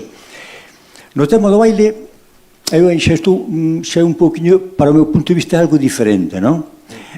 A evolución non é a mesma, de alguna forma debe de ser, basándose no baile tradicional, eu levo moitos anos, pois eso está a raíz de aparecer as vellas de Bens, pois os que viñeron a continuación todos, fixendo todas esas recolleitas por toda Galicia adiante, pois sí, empezouse xa a cantar e a bailar de outra forma diferente. Pero non vexo que iso a evolución no baile creo que é máis dificultosa. Vai ser moito máis dificultosa, baixo o meu punto de vista. Logo, no aspecto da creación literaria, sí, hai xente que escribe, ti comentabas, hai moita xente que escribe, tamén comentaba Ricci, pero vai desde o punto de unhas persoas determinadas, non? Poden ser moitas, pero, bueno, non vai ser multitude, non? Entón, pero digo, desde o punto de vista da improvisación, non me refiro ao tema da regueifas, non? Sino do punto de vista de que a xente vaya cantando cousas novas, vexo máis complicado, porque antes, basándose nas vivencias que había, pois cantábase o que se vivía, non? Os divertimentos, as penas, etc. Agora, vexo que iso vai ser bastante máis difícil desde o punto de vista da xente nova. Vívese agora estamos nunha cultura urbanita. Antes a cultura era unha rural prácticamente, agora é unha cultura urbanita. Entonces vexo que por ese lado vai ser máis difícil unha evolución parecida a que está levando a música, por exemplo. Esa é a miña opinión. Eu non estou de acordo de todo contigo. Porque creo que a rapazada está facendo unha transición moi natural. Ellos con ellos, ellas con ellas, cantan yo licor café e pasan noites maravillosas e que están facendo o propio e están levando yo a este tempo tan chungo que lles tocou vivir. E creo que están facendo guai. Aqueles dous dime que sí, claro. Cantos anos tedes? 15. E desde foliada de vez en cando? Sí. Home, claro. Bueno, é a miña percepción, Manuel? Porque hai 15 anos ou 20, ao principio do século non o vía eu dun xeito tan optimista. En cambio agora, joder, que poden comigo. Hai veces que me dan ganas de chorar de velos bailando aí, pero moitos. E despois outra cosa que che vou dicir. Daquela, dixo ben Richie, apuntou ben, chegábamos a Valcarce, separábamos as mesas e bailábamos como se estuéramos nun escenario, pero nesas bailas que fan colectivas nas foliadas, incluso están segregados por niveis. Os que saben bailar moi ben, bailan técnicamente moi ben e tiran uns puntos que non te metas ali, que non sales dali, sales con feridas. E de entonces hai outra baila de grado medio e despois están os iniciados que están empezando ali a desasnarse. Eu, nese sentido, son moi optimista. E non sei se hai un censo, pero sospeitamos, por exemplo, que o número de tocadoras e de pandereteiros e pandeireteiras no país se conta por decenas de miles. Estamos falando de probablemente 30, 40, 50... Sí.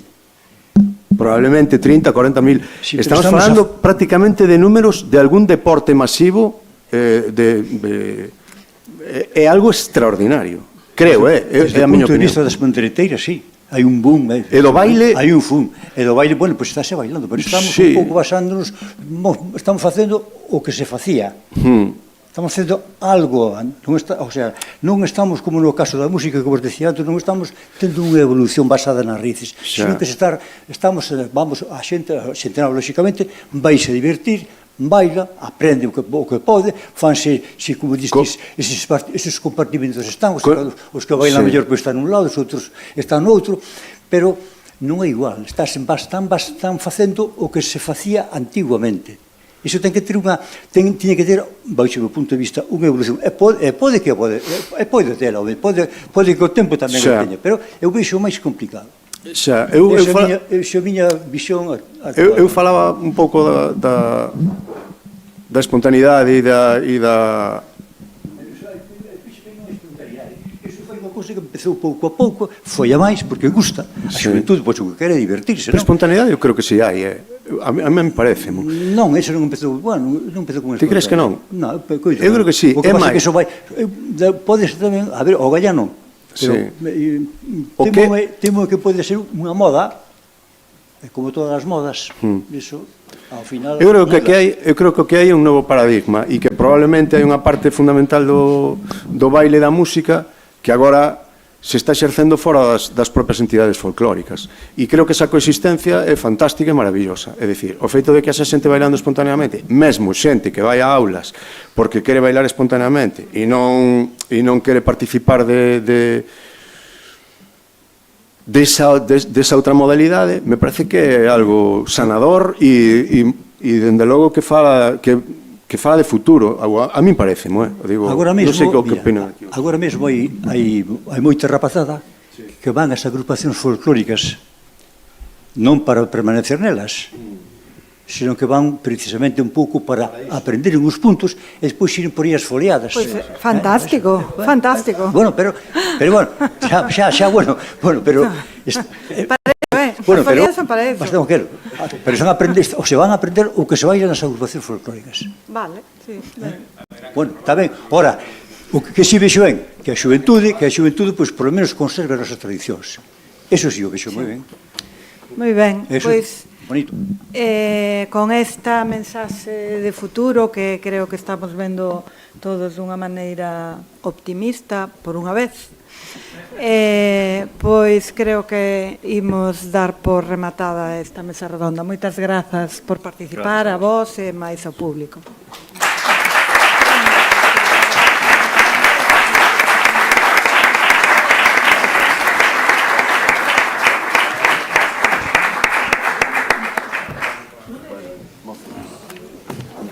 Un placer. Teño xa que dormindo no cacho. Da mamán tamén, é verdade. Perdón, un placer. Vale. E bueno, xa falaremos en algún momento ao respecto de se fago xa, gústame, non me gusta o debate, pero sí apuntamente, porque me parece que é absolutamente fundamental. Hai unha sorte de ausencia de responsabilidade. Quedou fichado, no, e no momento que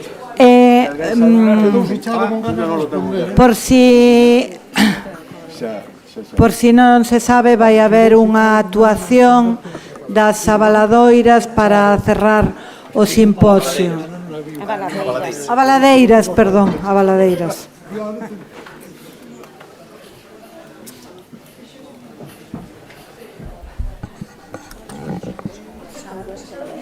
Moi ben, pois... Ponte aquí. Como queres. Sí, vale.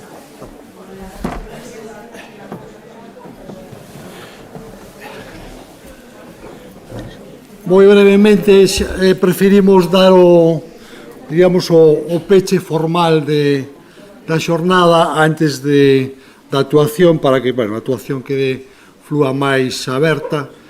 Entón, dunha maneira moi resumida, en nome da Academia, pois, como dixen moitas veces ao longo do ano,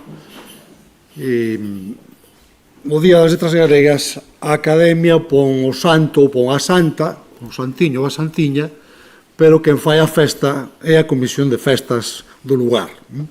Neste caso, nós poñemos a figura, pero é todo a rede asociativa, cultural do país, a que decide como vai celebralo, canto vai celebralo, onde vai celebralo, etc. Neste ano, pois eu creo que foi, como se dixo aquí, o santo que puxemos, que foron as cantareiras, nomeadamente as 6 que puxemos sobre a mesa, pois foron uns santos ou unhas santas que a xente acolleu moi ben e a que lle fixo a festa en moitos lugares por todo o longo e o ancho de Galicia. E, por tanto, efectivamente, estamos moi contentos e, como dixemos pola mañá, a sensación que temos de que conseguimos axudar a empoderar e conseguimos axudar a dar visibilidade e recoñecemento a todo, non só unha tradición cultural, ao pobo que está detrás da tradición cultural, sino a toda a xente que levaba moito tempo traballando por recuperala, por dignificala, por lanzala cara ao futuro. Richie Casas fala reiteradamente da xeración túnel e logo, cando fala da xeración que ven despois do túnel, non lle atopa un nome. A xeración que viñemos agora, a xeración... Temos que buscarlle un nome a esa xeración. Non, post-túnel... Post-túnel non vale. Ten que ser, non sei, a xeración da reapropiación, a xeración ponte, a xeración de catapulta, a xeración do futuro, a que queirades, hai que poñerlle un nome a esa xeración que, bueno, moitos deles sodes vós, que conseguiu traer esa tradición, revivila, recreala, e darlle un novo pulo e conseguir que as novas xeracións que veñen detrás a fagan súa e a proxecten cara adiante. Pola nosa parte, a verdade é que temos que, pola parte da Academia, agradecer todo ese traballo que se veu facendo, que aquí intentamos representar, María e compañía, a través das persoas que estivestes na mesa, que van estar aínda agora, agradecervos enormemente o vosso traballo, todo o que fixestes ao longo do ano, a resposta que nos destes as nosas peticións de colaboración, e tamén as institucións que nos axudaron, neste caso, de maneira moi particular, o Concello de Muxía. Non sei se vos queredes engadir algunha palabriña máis sobre isto pola parte da Academia. Si, eu simplemente afondar na idea do agradecemento ás persoas que acudiron, porque xustamente moitas delas tedes dedicación no mundo da música e sabemos o esforzo que o mellor é que hai xa semanas bloqueásedes na vosa xenda. Pero creo que este día, hoxe, tivo algo desa maxia que tivo o ano tamén. Non foi sendo como é un acto académico, como ten que selo, pero non foi só iso, senón que tamén esa maxia da música, da tradición, tamén se contaxiou, tamén oímos aquí cantadas hoxe, e de algún xeito, creo que foi un peche excelente este Simposio das Letras para este ano que, como xa dicía eu na inauguración hoxe da xornada, foi máxico e creo que é inesquecible para todos e todas as que o vivimos. E xa para despois dar paso directo, simplemente quería dicir que xustamente polo que foi este ano e por iso que hoxe se puxo aquí de relevo da importancia que tivo e como se trasladou a cada espazo singular o local a poñer en valor esas artistas que había en cada sitio e que o mellor non recibiran o valor que merecían, pois quixemos hoxe pechar aquí tamén coas abaladeiras de Muxía, como unha homenaxe tamén a toda esa actividade e efervescencia desa, a min gustame o de xeración catapulta. Señor alcalde, queres comentar algo? Sí?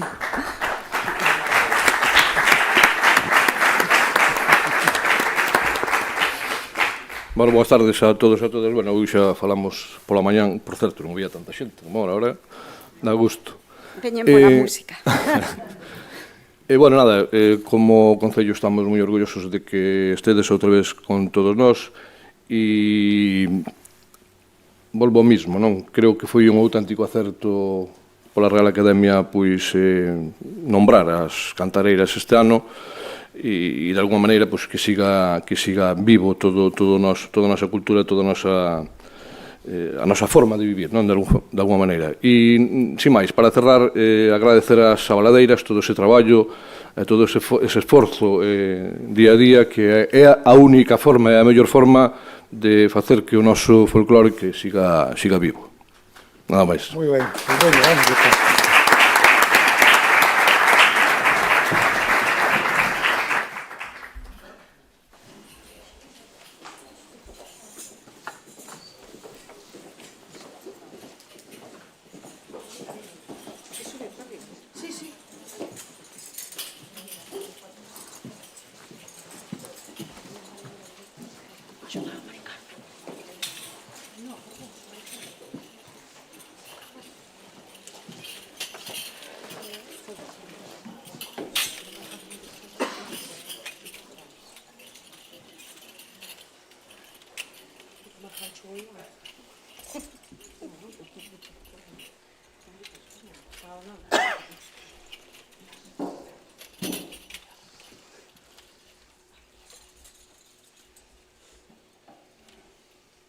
Estamos meu atril,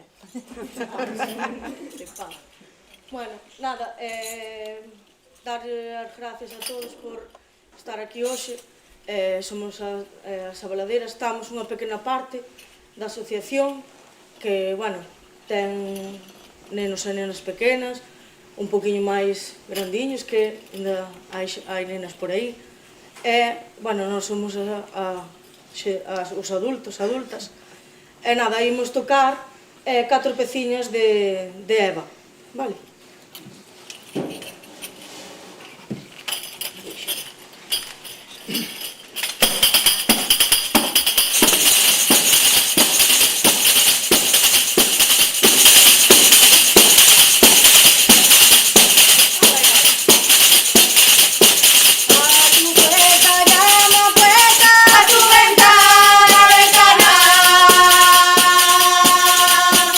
A tu madre, Juan Inés.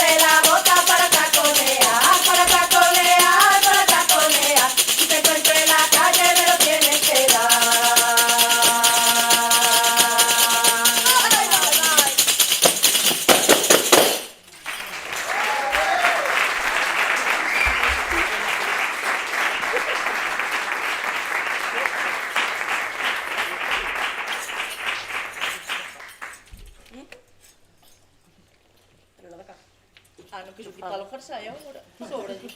Hai unha fonte aí en Lourido. Bueno, imos botar a última.